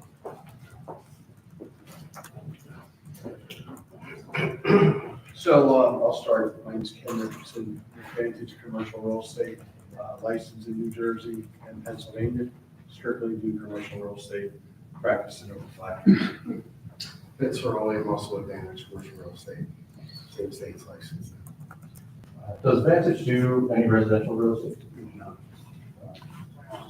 During the course of how long have you had the listing for the property? November 2022. So over, a little over a year. Yeah. And in that time frame, what kind of residential interest did you have? Is there anybody who indicated interest in the property consistent with an R4 single family? No. Any other interest in the property as a residential property? We did. We had one developer come in, look at the property to propose to knock it down and develop a multifamily property. And ultimately, they backed away from it because it didn't pencil out. And when I say pencil out, what that means is the math didn't work. They needed to get 40 units in there, multi-story, and parking. So it would have been an elevated unit with parking underneath. But the math, they couldn't get the math to work to make the site profitable to do the development. That was the only residential multi-use inquiry. We did have multiple inquiries for heavy industrial use, manufacturing, warehousing, Amazon warehouse, things that we knew this board would never approve, right? So we did not even go to LOI, contract, and go through this process because we knew that they would never be zoned appropriately. You did not want another warehouse in Haddon Heights. So we think we did our due diligence to find the highest and best use. We vetted Nick when he came to us. We went to his site. We understood what his use was. We do this all the time, right? And we considered him to be the highest and best use and the least impact to the town. That's all from me. All right. But then I have questions. Thank you. With that, Mr. Chairman, if I go through our review letter of November 9th, 2023. We indicated the submitted materials. The applicant is here just for a D1 use variance for the use that's already presented by the applicant's counsel. They have provided a sufficient amount of information that I requested testimony on, just a few follow-up ones. One is any possible conditions of hazard. This is on page 4 or 5. Hazardous smoke, fumes, noise, outdoor dust, or other noxious or offensive conditions. Is there going to be any maintenance of any equipment outside? No.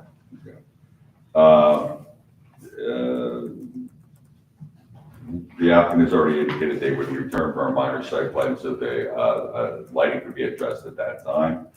The applicant has provided testimony, the board has questioned regarding the truck traffic, and that just want to confirm it would be limited not only to the type of truck that you're proposing, tractor with a flatbed, but the number of it would only be one tractor, one flatbed. Correct. We indicated in our review on item number 4, because you are going to have these diesel powered and actually the truck out there, that is a stone parking area in the rear. We were recommending that any conditions that you would have to pave that area, so you would not have the ability to have any fluids or anything else leaking directly into the stone or the soil. Is it acceptable to pave that area that you're going to be utilizing for this drop off and truck traffic? Yes.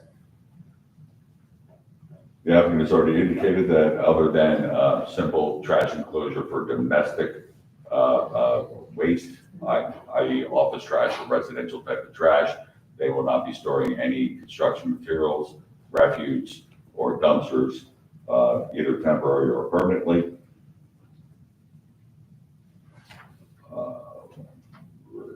We indicated in our review letter and took some photographs of the area where we do have outside storage areas, but those outside storage areas may occur in the future, but it limited into a screened, fenced area. As already put on the record by Mr. Mancini, would that screened fenced area also be gated with a screened gate? So in other words, you have to open the gate, go into the material, and then. That was for the job, yeah, yes. But I'm here. So in other words, then it would be screened, except for when the gate is open, it'll be screened at all times. Mr. Mancini? Agreed, yes. Okay. That's all I have in terms of our review. Thank you, Steve. Any other questions from the board? Okay. Steve, if I could just add something, you had asked also that we repair the existing driveway apron at the entrance to the site. We were agreeing with that as well. Yes. So Thought you already said that earlier, but, I may have. okay. Yeah, the existing apron, the concrete apron. Which we have a photo in our review, that the existing apron up front. Other than that, the general hard improvements of the site are in pretty good condition. And they already indicated as part of their testimony that they would address the landscaping, weeds, those type of things as part of their ongoing maintenance, which is a requirement anyway. Thank you. Any other questions? Questions for Mr. Mancini. Can you just reiterate the purposes of zoning, just the letters? Sure, of course. A, G, M, and I. A, G, M, and I? Correct. Thank you. Of course. Great, thank you. All right, we're going to open it up to the public for comment and questions. You come up to the front, you'll need to sign in. Name and address, and then wait for our solicitor to swear you in. So we'll start with hands raised. Who wants to go first? All right, we'll start with the back. We'll be in the back.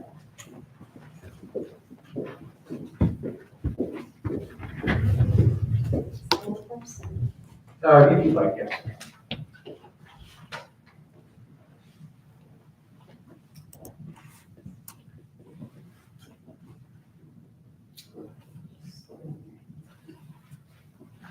Please state your name for the record. Yes, Adriana Corso. And can you raise your right hand? Do you swear or affirm that the testimony you're about to provide is the truth, the whole truth, and nothing but the truth? Thank you. So I live at 1841 Wayne Avenue, not too far from the area that they're proposing. It will all sound like a great plan, but in all reality, there are a few things, sorry, so not close enough. In all reality, there's a few things that are really concerning. It is a residential area, as we all know. The park is right there. It is a family neighborhood. I have a 4- and 3-year-old who lived in this area since 2016, I want to say. I have family who have lived in this area longer. Previously to coming to Haddon Heights, I lived in Philadelphia, a very congested city. What appealed us the most about this town was the fact that the historic tradition behind it, and also the character that it brought to the neighborhood, and that we didn't have the common use of a 40-foot truck going down Kings Highway and interfering with really the day-to-day of what we do in this town. My biggest concern is the area where the park is and how people would be crossing to use the park and worried about a 40-foot truck going up Kings Highway and back to travel and going around, aside from all of the zoning things that they've mentioned before. I don't know how a 40-foot truck would be able to come in and out and not cause traffic delays or any commotion. As we know, we're already doing work on Kings Highway, which is currently causing a little bit of traffic delay and commotion, and that's necessary to the town. This is something that is not, I would say, necessary to the town, and with all due respect. I would encourage the applicant to possibly look at an area as Runnymede, who currently has commercial real estate that people do use for this in and out for other businesses, concrete and other things. I just think bringing it to our area, changing the character of our town, and really making it more of a commercial use is not something that I think we would have appealed if we knew this prior to moving to Haddon Heights. And prior to living at 1841, we also stayed at 109 Hillside, and I will tell you that that road is a one-way road. A lot of times you do get people going the wrong direction, and just seeing that as across from the park, I think would also, with the trucks and everything like that, to me would not be as appealing. So I do apologize that I am not for this application. Thank you. Yes?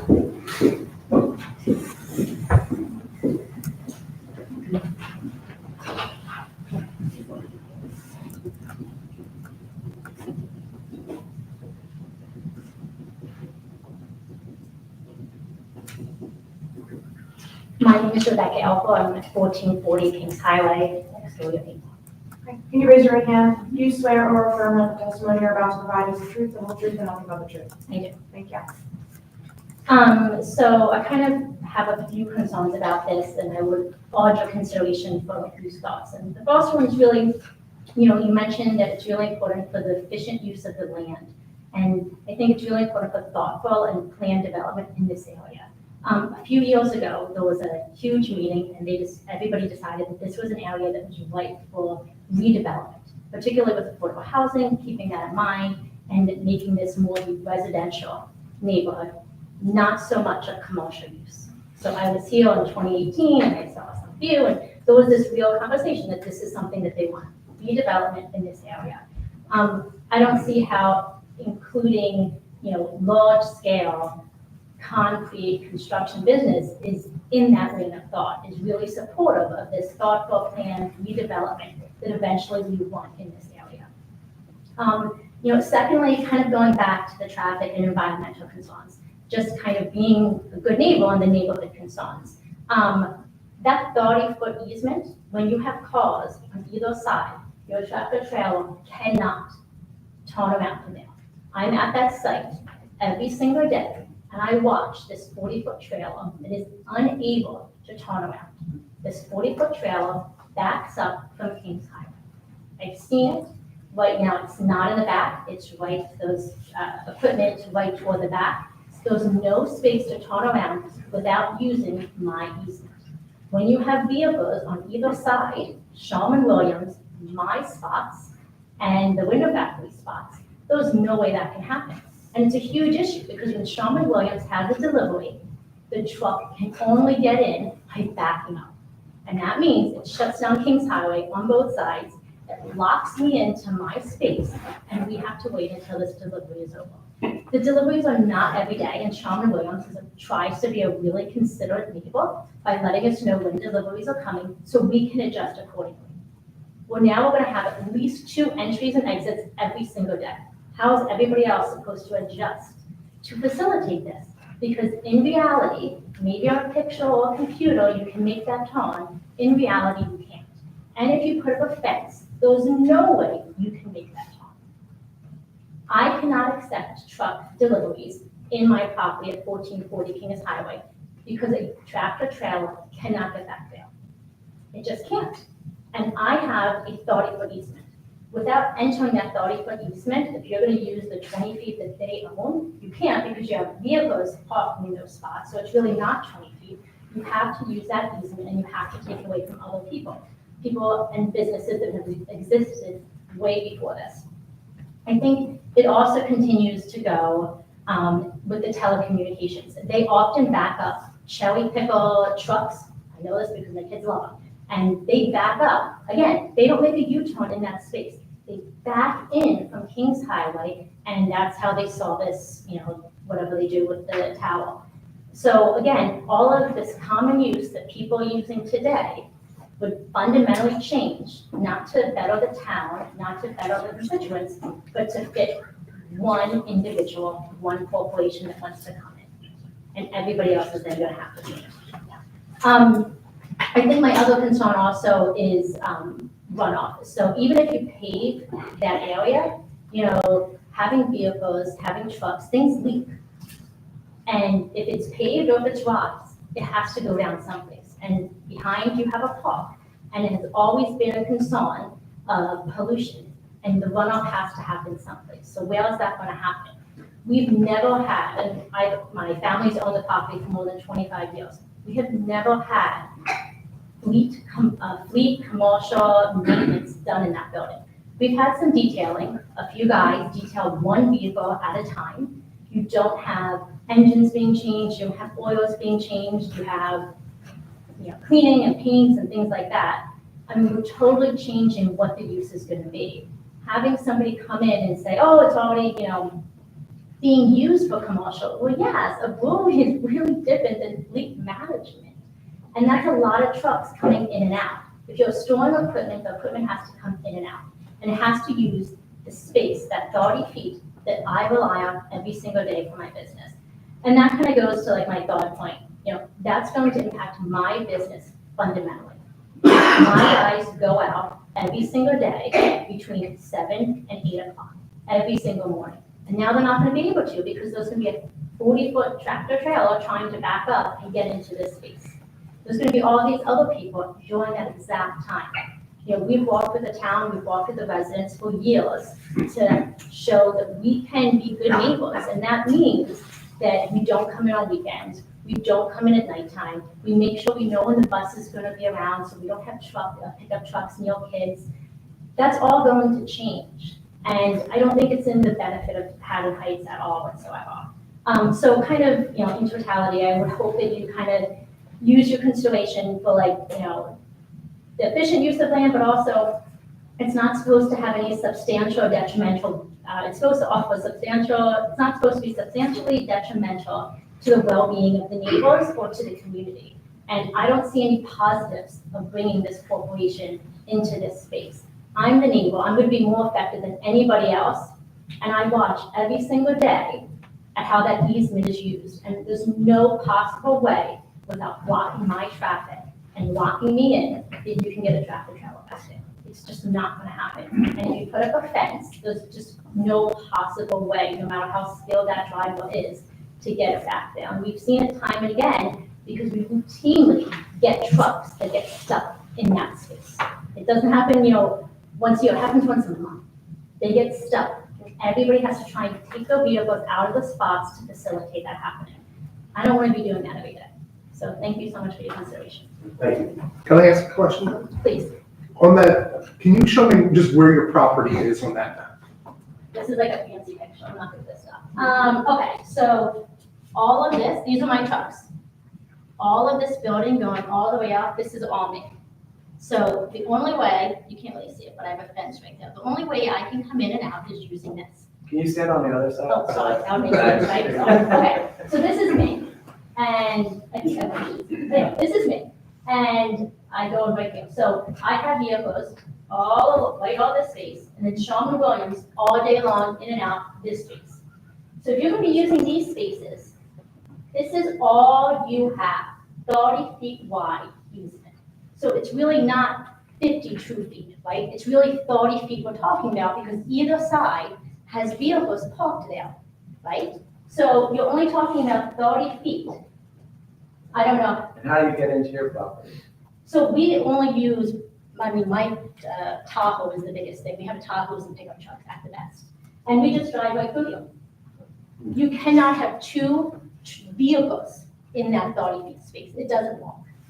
So in order to get in, you're gonna have a tractor trailer. You're using, this is my easement too. This is the only way I can get in. The tractor trailer has to drive down between the two rows of vehicles that are parked to make this turn back there. It's not feasible. I watch it every day. My office is right here and it's mayhem. And now we're gonna ask for 30 feet to try and make this turn. It's just not feasible.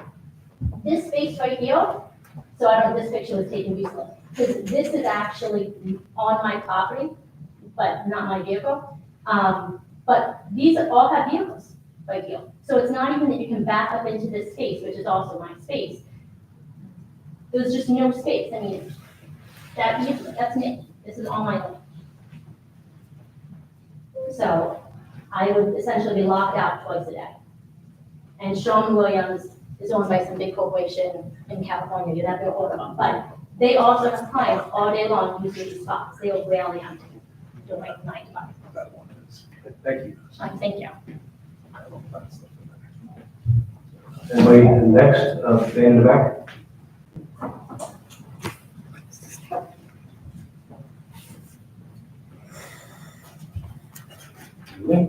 How you doing? Say your name for the record. John Smallwood, 1834 Wayne Avenue.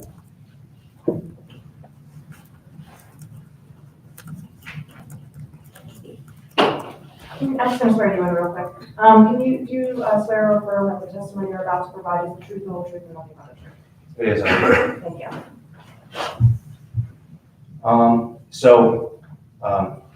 Adriana, who lives on the same block as me, spoke for her, and I live on the same block, and I have to say that I'm a little concerned about the tractor trailer myself. As you know, our street goes down into the park, okay? And that property backs up to the park. So anything parked back there can be seen by all the residents that live back there, okay? So I'm concerned that it's gonna be kind of an eyesore, number one. Number two, I don't really see how they're gonna be able to get that truck in and out. I'm a town firefighter. I drive the fire trucks here, and we train back in that parking lot. And I can tell you with 30-foot trucks, we have to do K-turns. The radius is not big enough for something. Okay, so I'm very concerned about this for that purpose alone. And I'd have to say I'm against this. When you do the K-turn, how do you do the K-turn in terms of when you, so you're saying you bring in a Haddon Heights fire truck into that property? We used to train back there. Right, so when you did the K-turn, did you have to go across the? We came straight in, and then we would have to make the turn either way, and then do a K-turn to get back out. That's with a 30-foot truck. Right.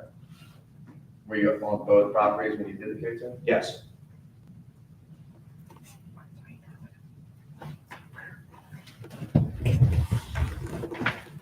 That's all I would say. Thank you. Thank you. Anybody else? Yes, sir.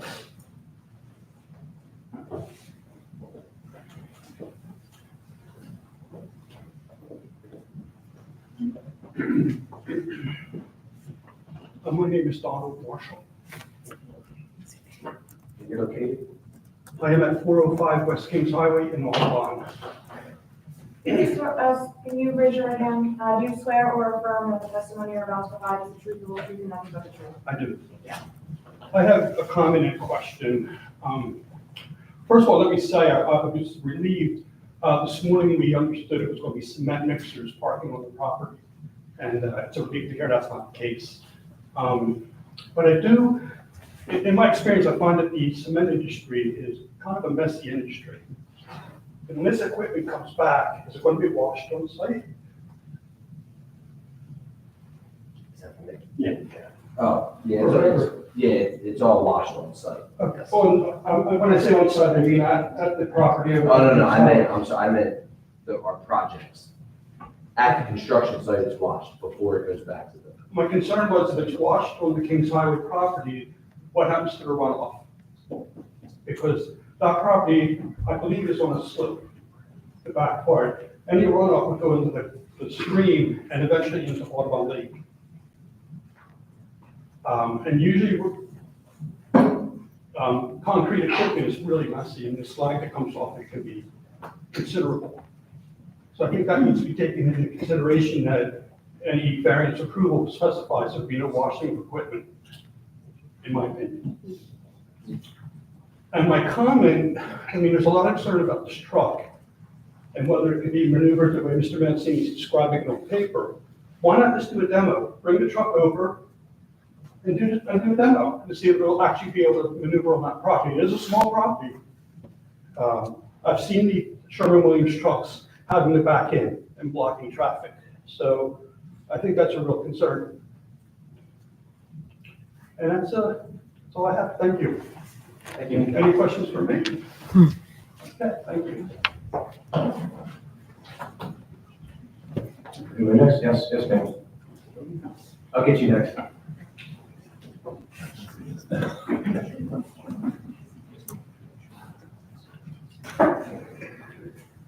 Hi, I'm Pamela Adams, and I live at 1326 Keswick. My concern is Just real quick before you go. Do you swear or affirm that the testimony you're about to provide is the truth, the whole truth, and nothing but the truth? Yes. Thank you. If I understood correctly, they said they will be moving vehicles to be out between 6 and 7. We hear what goes on in that area where I live on Keswick and Dallas. Those houses back up to that area.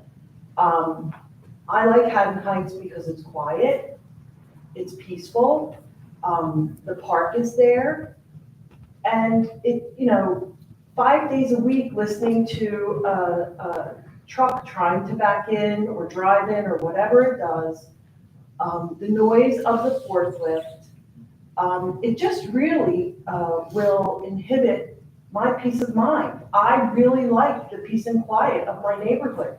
I don't want to be disturbed at 6, 7, 8 o'clock with a semi-truck or a forklift moving things around. That's not the character of our neighborhood. We have a peaceful neighborhood, and I would hope that you would say no to this variance, because it directly affects us, like has already been shared. So that's all and the environmental impact in the event that an accident does happen. It goes right down it slopes down, the whole parking lot slopes down and drops off. And it goes right into the creek that's there, right into Audubon Lake, which is stocked yearly with trout. So I don't see how you can improve this. I don't see how that's possible. It really would interfere with the quiet enjoyment of myself, and my neighbors. And that's all I have. Thanks. Thank you.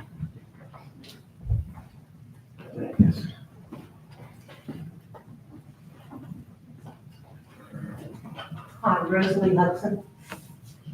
I have properties 1308 and 1312 Sylvan Drive.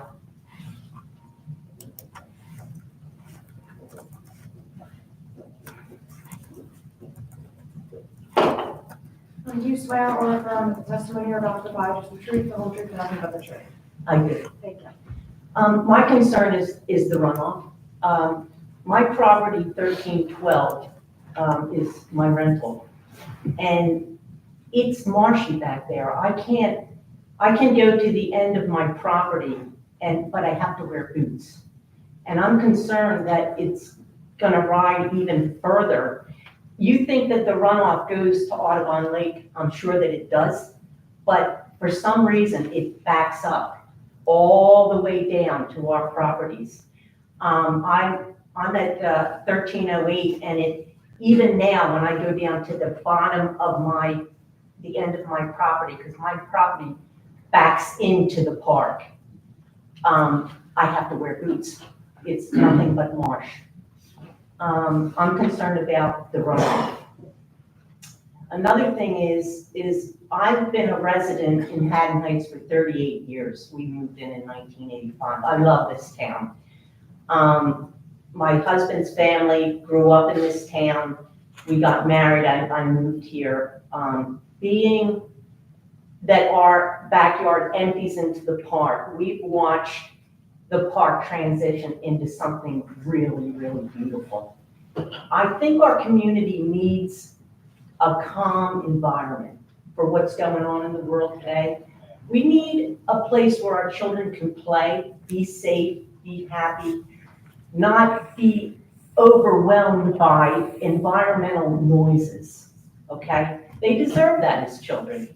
And our park, we put so much money into our park, where people can come Wednesday nights to the outdoor amphitheater and just relax and be happy. We need to de-stress with what's going on. Our community needs to remain residential. There are other facilities. I know everybody has to make a living, but there are other commercial facilities where you can store equipment in a safe manner. I've also, coming off Dallas many times, living on Sylvan Drive, I come down Dallas and make that left. I have to wait for that tractor trailer to back up and wait for maybe 10, 15 minutes for a tractor trailer to get in and out of that facility area. Also, my other concern is because there's so much development going on and reconstruction in our community, we don't think about our environment, the birds. I've seen red foxes in the park now. I've seen deer, and they live right behind that facility. I've seen turkeys. I mean, it's nature, and we're infringing on it. We're taking away from the nature, the feel of a small community, and just a residential, calm community. And I would not be in favor of this variance. Thank you. Thank you. Is anybody else? Yes, sir. Yes.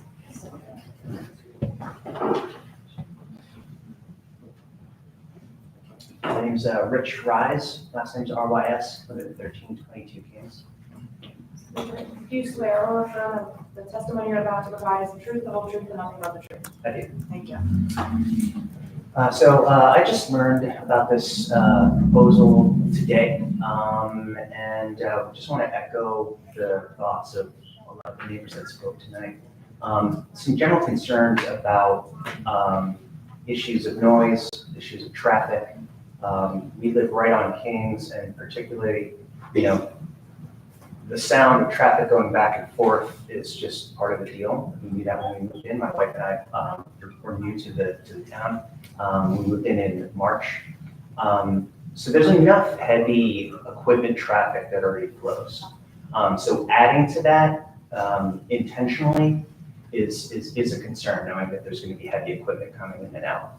I wonder, given what was described as the use for it now and the frequency of the in and out, I don't think there's any way to restrict that, my understanding would be. So right now, it's come in the morning and then leave at night.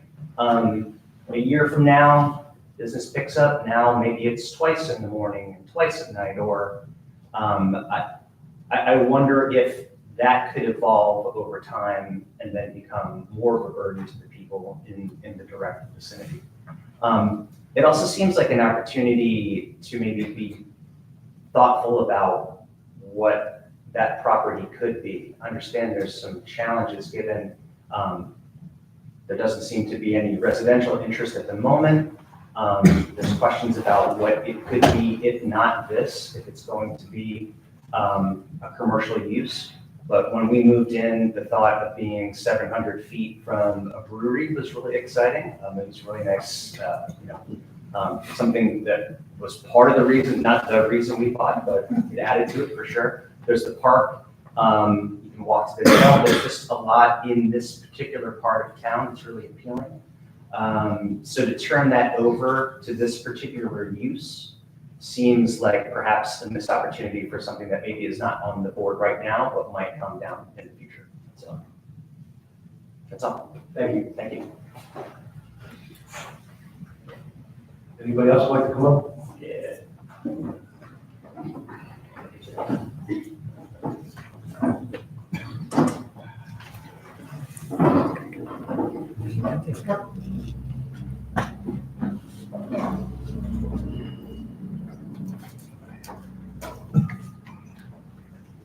I know.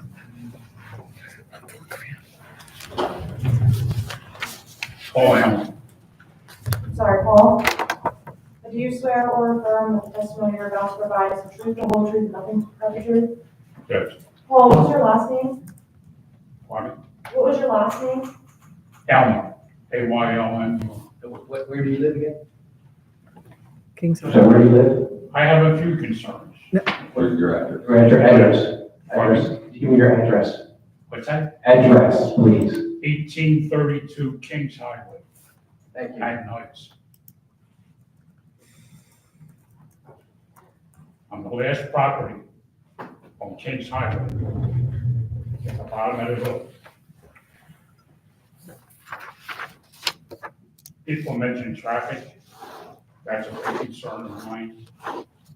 If you, and I'll direct this to the officer, from the Black Horse Pike all the way up to the White Horse Pike, there's one 25-minute or 25-mile-per-hour sign at Compass. Okay? Yeah. Kings Highway, from the Black Horse Pike to the White Horse Pike, and this is in relations to this building too, okay? It's like 295. Tractor trailers, dump trucks, buses, cars, 40, 50 mile an hour, okay? If you want to earn some money, put a stop sign at the park, at the crossroad where people try and get across. And if they're lucky enough, a car will stop. Okay? That's one of my concerns. You don't need any more tractor trailers coming down Kings Highway with this new project. And if there's demolition, I'm gonna ask you, is there any demolition involved with the building? I think they testified no. Pardon me? No, they testified no. There's no demolition. So the building is still gonna stand where it is. That's what they said. Okay. Because if there is demolition or any kind of excavation, whatever was in that building and has been vacant for years, if it's infested with rats or raccoons or anything else, they're going to scatter. And they're going to scatter the properties on Kings Highway and behind the building. It's going to be a mess. It really is, okay? But again, check out, there's not a 20, what's the speed limit on Kings Highway? 25. 25. Does anybody know? 25. 25. Does anybody know? 25, and no, he doesn't. It's supposed to be 25. I don't drive 25. Do anybody here drive 25 mile an hour? No. Pardon me? God bless you, okay, all right? But it's like 45, 50 mile an hour is average. And that's tractor trailers. And one other thing before I go. A month ago, there was a water main break on Kings Highway. I didn't have Heights, but it's gonna happen. I spoke to people at American Water that were working on that, trying to clean it up. And they said the structure has been damaged already from that water main break. They fixed it, but the structure's been damaged. And it's just a matter of time before that's gonna happen again with all that traffic going back and forth, back and forth. Mark my words, you're gonna see a water main break out there. Thank you. Thank you.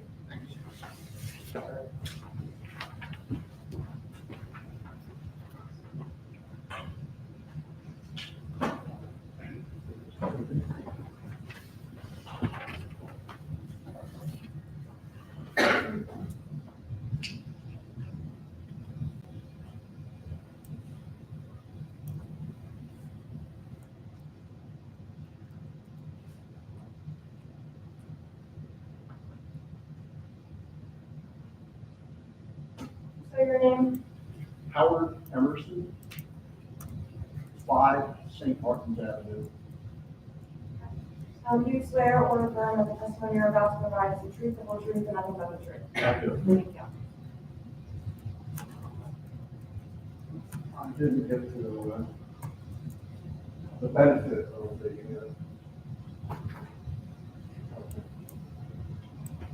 my house would be located directly across the park at a distance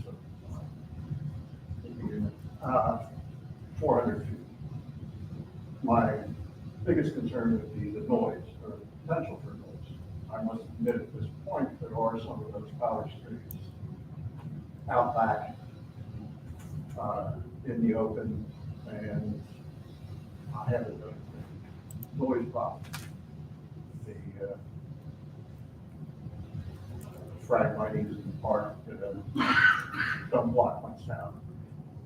But my first question for the board is, if you grant a variance, does it run with the property, or since it's a use variance, would have to be addressed with the next use? Use variance runs with the properties.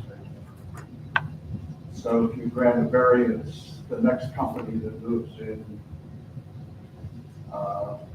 wouldn't have to come and explain what they're going to do, and possibly, in my question, make a lot more noise.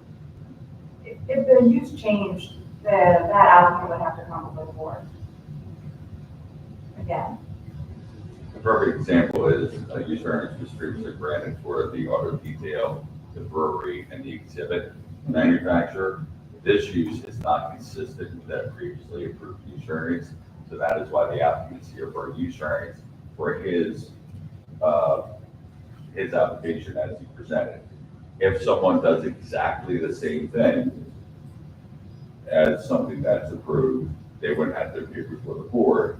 It's very rare that it's either has to be exactly the same or if it's deviating at all substantially or materially, they would have to seek their own use variance. So if someone came in and wanted to do an HVAC company versus a cement company, has different uses, different characteristics, they would have to come back to the board for a use variance. And we wouldn't know that though until after they occupied the building. No, that's not the case. You're only allowed to occupy, well, I can't speak to improper or unauthorized occupation, but a use should only be occupied by what is permitted by the zoning ordinance, and usually that is done by a zoning permit issued by a zoning officer. So it wouldn't be after the fact. They would have to do it according to the rules. They would have to do it ahead of time. Well, my question still is about the potential for noise problems from this location with this owner or future owners.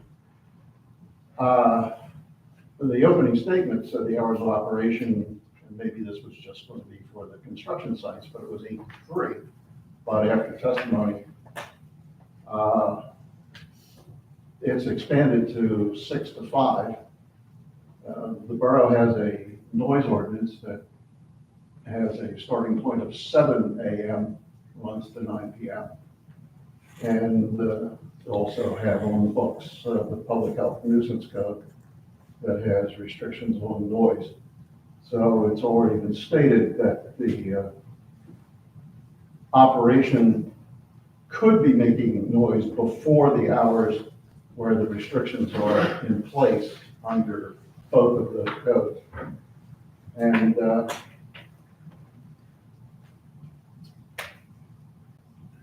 I don't know how to judge or project what's going to happen there, but I don't see any way that the borough can enforce its own noise code, because the noise code allows police officers, a zoning official, but police department have an octave band reader to the sound equipment. You have to go to the county health department or the state health department to check on that, rather than take just anecdotal. And as I said, my anecdote right now is that there hasn't been any more noise from this than there is from Sherwin-Williams Paint. But they're not in full operation as I understand it either.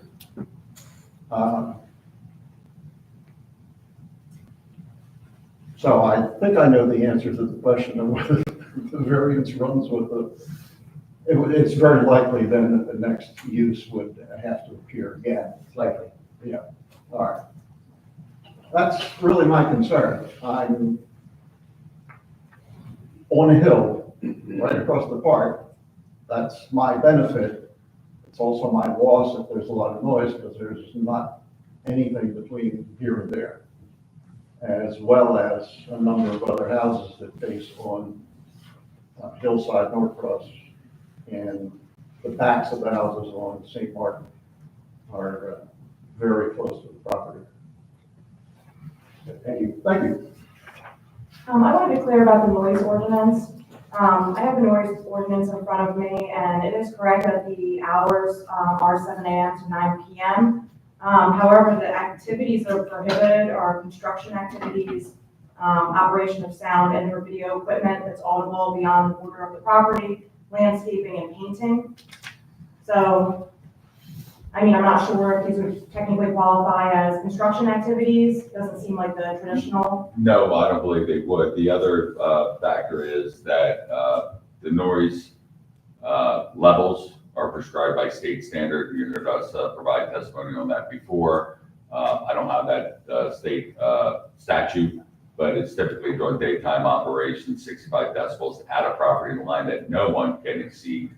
Residential property, commercial property, any property, and then 50 decibels in the evening hours. So that's in general terms. So there's no variance or anything that this board could ever provide that would allow for an exceedance of those standards anyway. So And as far as enforcement, the police department does enforce noise violations. We You do, wouldn't we respond to do. that? So if for whatever reason they were in violation, they'd be subject to a summons. And that'd be on them. But it's stated you need to be able to measure the decibels at the property line, and Well, if we go out and we determine that we can hear it from the adjoining property, they're in violation, depending on the times. You know, there's a lot of circumstances, it's the totality of the circumstances that will go into the specific violation of that specific incident. And if they're in violation of that, they may be subject to a summons. So as far as noise, that's on them. If they want to risk it, they're risking getting a summons. And if they get issued one, then hopefully they would stop. And if not, they'll be continue to issue summons, continue to pay, and so on. So I don't think noise really is going to be an issue. And if it is, call the police. Mr. Bach in his statement mentioned that any of this maintenance taking place outside, and the answer was no. So follow-up question would be, any of this maintenance taking place inside with the overhead doors open in the summertime? And enforcement of noise ordinances, which I've done. Well, during the day or after hours, or, you know, noise during the day is noise. There's not much you can do about that. You know, There are limits in decibels for daytime noise as well. And in spite of the code, noise ordinance that the borough adopted a few years ago without DEP's approval, the public health nuisance code addresses that as well. It's also on the books. So it becomes too subjective, is what's bothering me doesn't bother you. And I think that approval of a variance would open up that now or in the future to possible violation. And again, just as a follow-up, any commercial operation is going to have noise. So just because it doesn't violate our ordinance in terms of the subjective parameters, being a nuisance, or it doesn't exceed the decibel levels by the state statute, you have to take the testimony as the applicant indicated in terms of operations, in terms of how that would generally be perceived. And that's up to your deliberation as a board in terms of its operations. Because currently the zoning is that's why the applicant is here, is for the use variance. This is not a permitted use as being proposed. But the purpose of the applicant and deliberation is on the board. Thank you. Anybody else?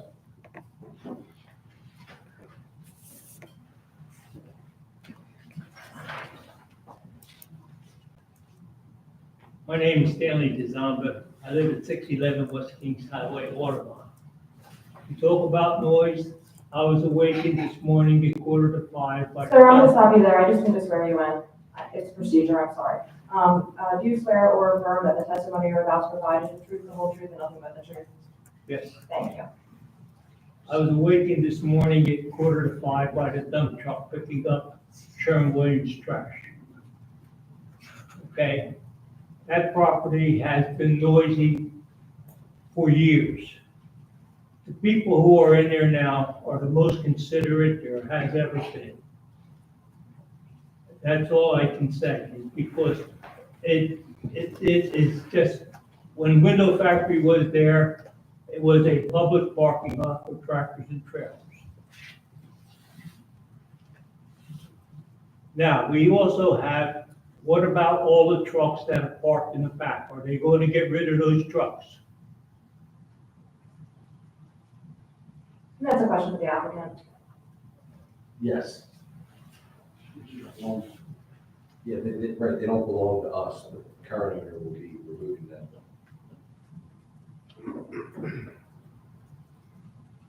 We were here for the OTC, the mechanic and for the lunacy.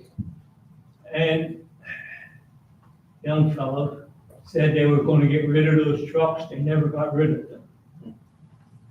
We call them squatters, but they're still there. They still go out at 6 o'clock in the morning and make a lot of noise. What these people are telling you is true. Thank you. Anybody else? Seeing none, we're going to close the public portion. Solicitor, would you like to I did want to follow up. Thank you actually to the public. It's very nice to know that Haddon Heights is a community that's devoted to its sanctity, and it's appreciated. And certainly from the perspective of my client, with no intentions of creating any hostile relationships with our neighbors. It's not serving our interest or theirs. I did have one comment. We do have a photo of the Sherwin-Williams truck. It is substantially larger than our rig. For the purposes, if that's anything that the board would like to see, we can certainly present that as an exhibit as well. Long and short of it is we're here to be a good neighbor, here to provide a use that is low impact in the grand scheme of things, certainly lower impact in the overall traffic. We desire to ensure that the community and and my client are in simpatico and having a good relationship for the long term. One advantage is my client does not require consumer use of the property while he's there to maintain his business and stay in operation. The complexities of other retail or commercial businesses do require some of that in order to stay in operation, as we saw with Lunacy going out of business, unfortunately.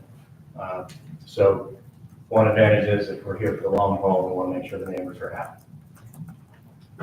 Thank you. In terms of your exhibit, if you want to put it on the record, that's your choosing. The board really should be asked whether they want or don't want an exhibit. So if you want to put it on the record, you may. If you don't want to, I do think it's a value to present the comparative photos. You had the photo of the Sherwin truck. Yeah. So I believe it's a full-size rig. 52 footer. 52 feet. Ours is 40 to 42. So is there an exhibit itself? We would have to present it as a digital at this time, but we can add it as a. Yeah, so. No, we can't. Yeah, can't do it digital. On the paper, I said, so that's why I put the clarification, because I didn't want the board to be on the record reviewing, being construed as not wanting to see exhibit or making any determination. That's the only reason I brought it up. All right, thank you, sir. Thank you. Okay, any other questions on the board? If not, we'll hear the legal criteria. I do want to say if the board does have comments, they should make them now, prior to voting for it. If you have any concerns about the application, maybe you have any additional questions. Good. Okay.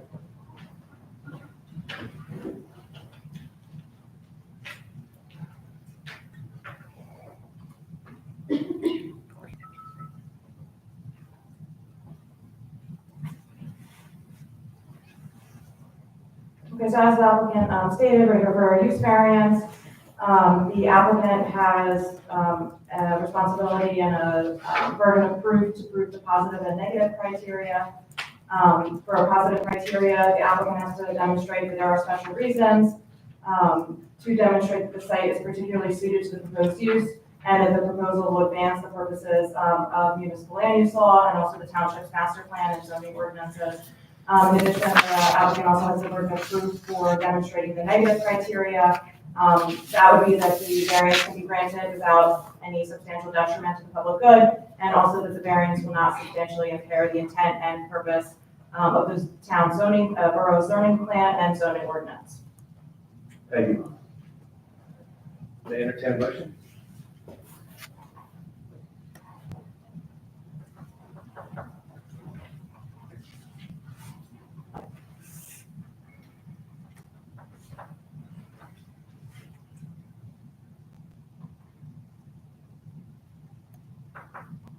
Anybody?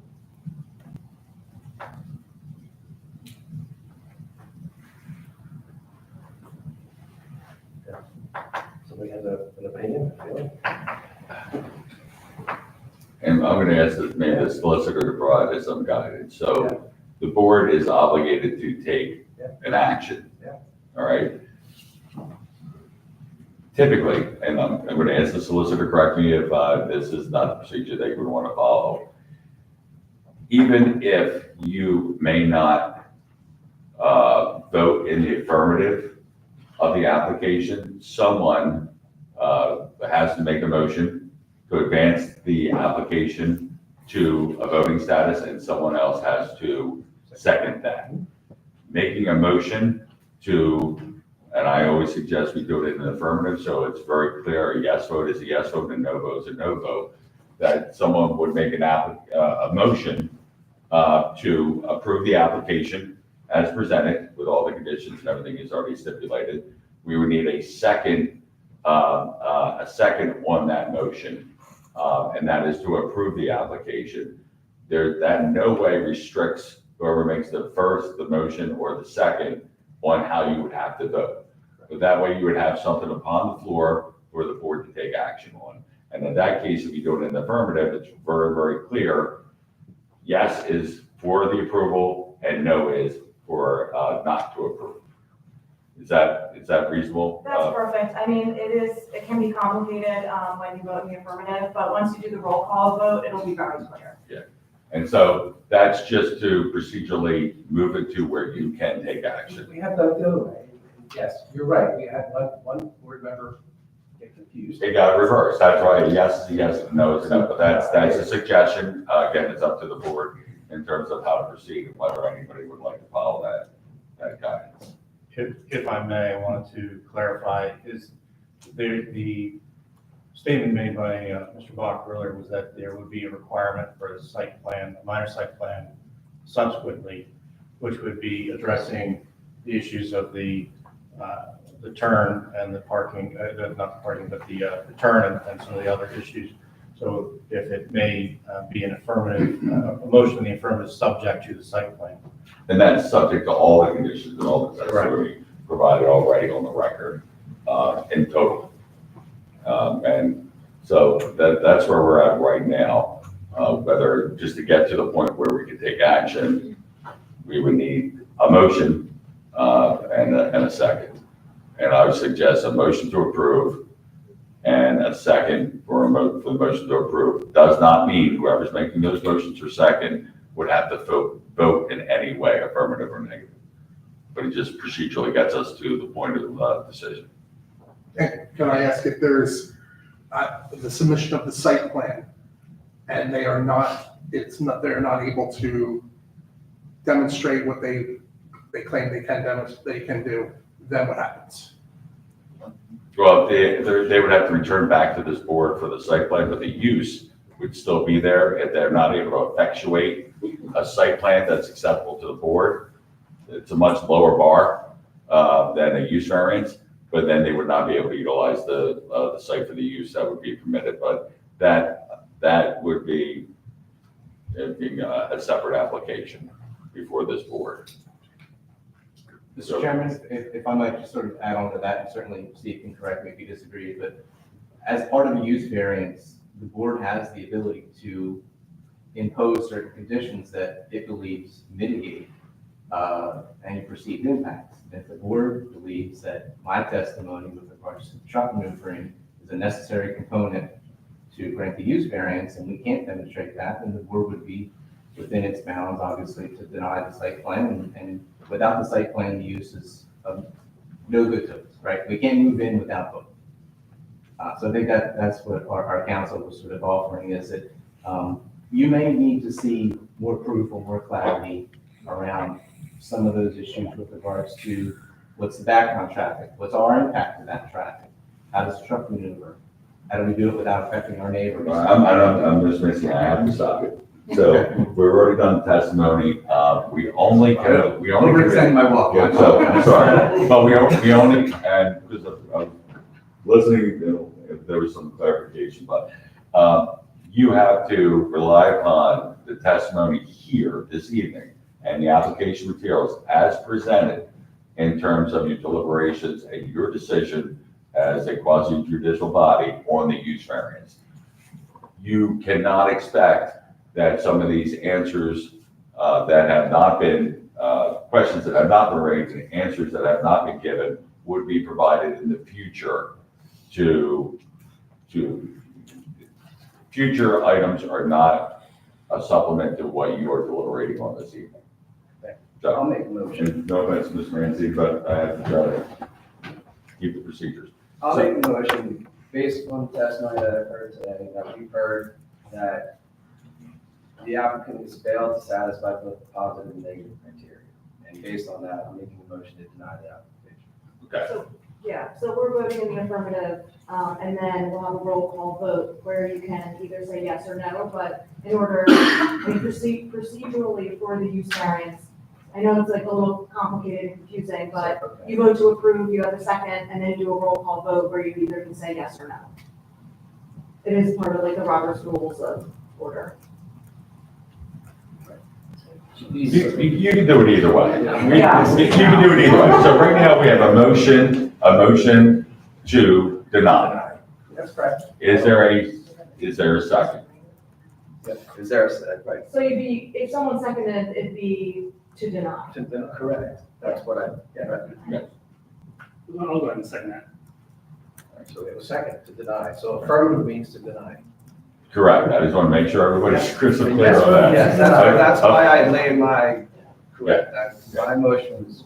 To deny. So a yes vote is to deny the application. Correct. And that's why I did my little thing in the beginning, because we always get mixed up into some of these things. So, You have a second? Yeah. Okay. Roll call. Mr. Madden, Yes, I vote to deny. Mr. Dukakis, Yes, I vote to deny. Ms. Bonacorsi, Yes. Mr. Shannon, Yes. Mr. Famular, No. Mr. Schmidt, Yes to deny. Five yeses to deny. One no. You're not successful. Thank you. Thank you.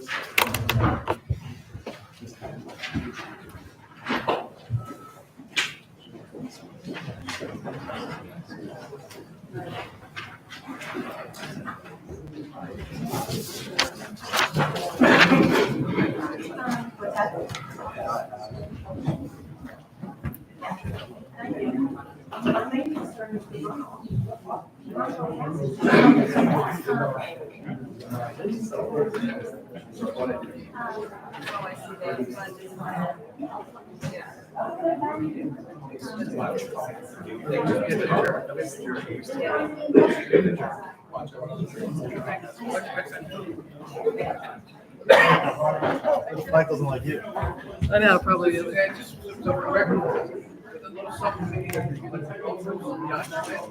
Myself, Jeff Hansen. Okay.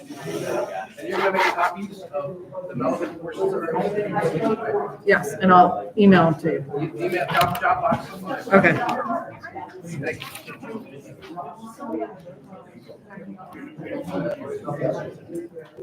We have a motion to close. all right. All in favor? Aye. Aye. We're adjourned. Thank you.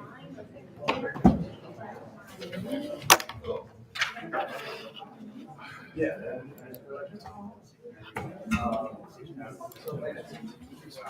So we need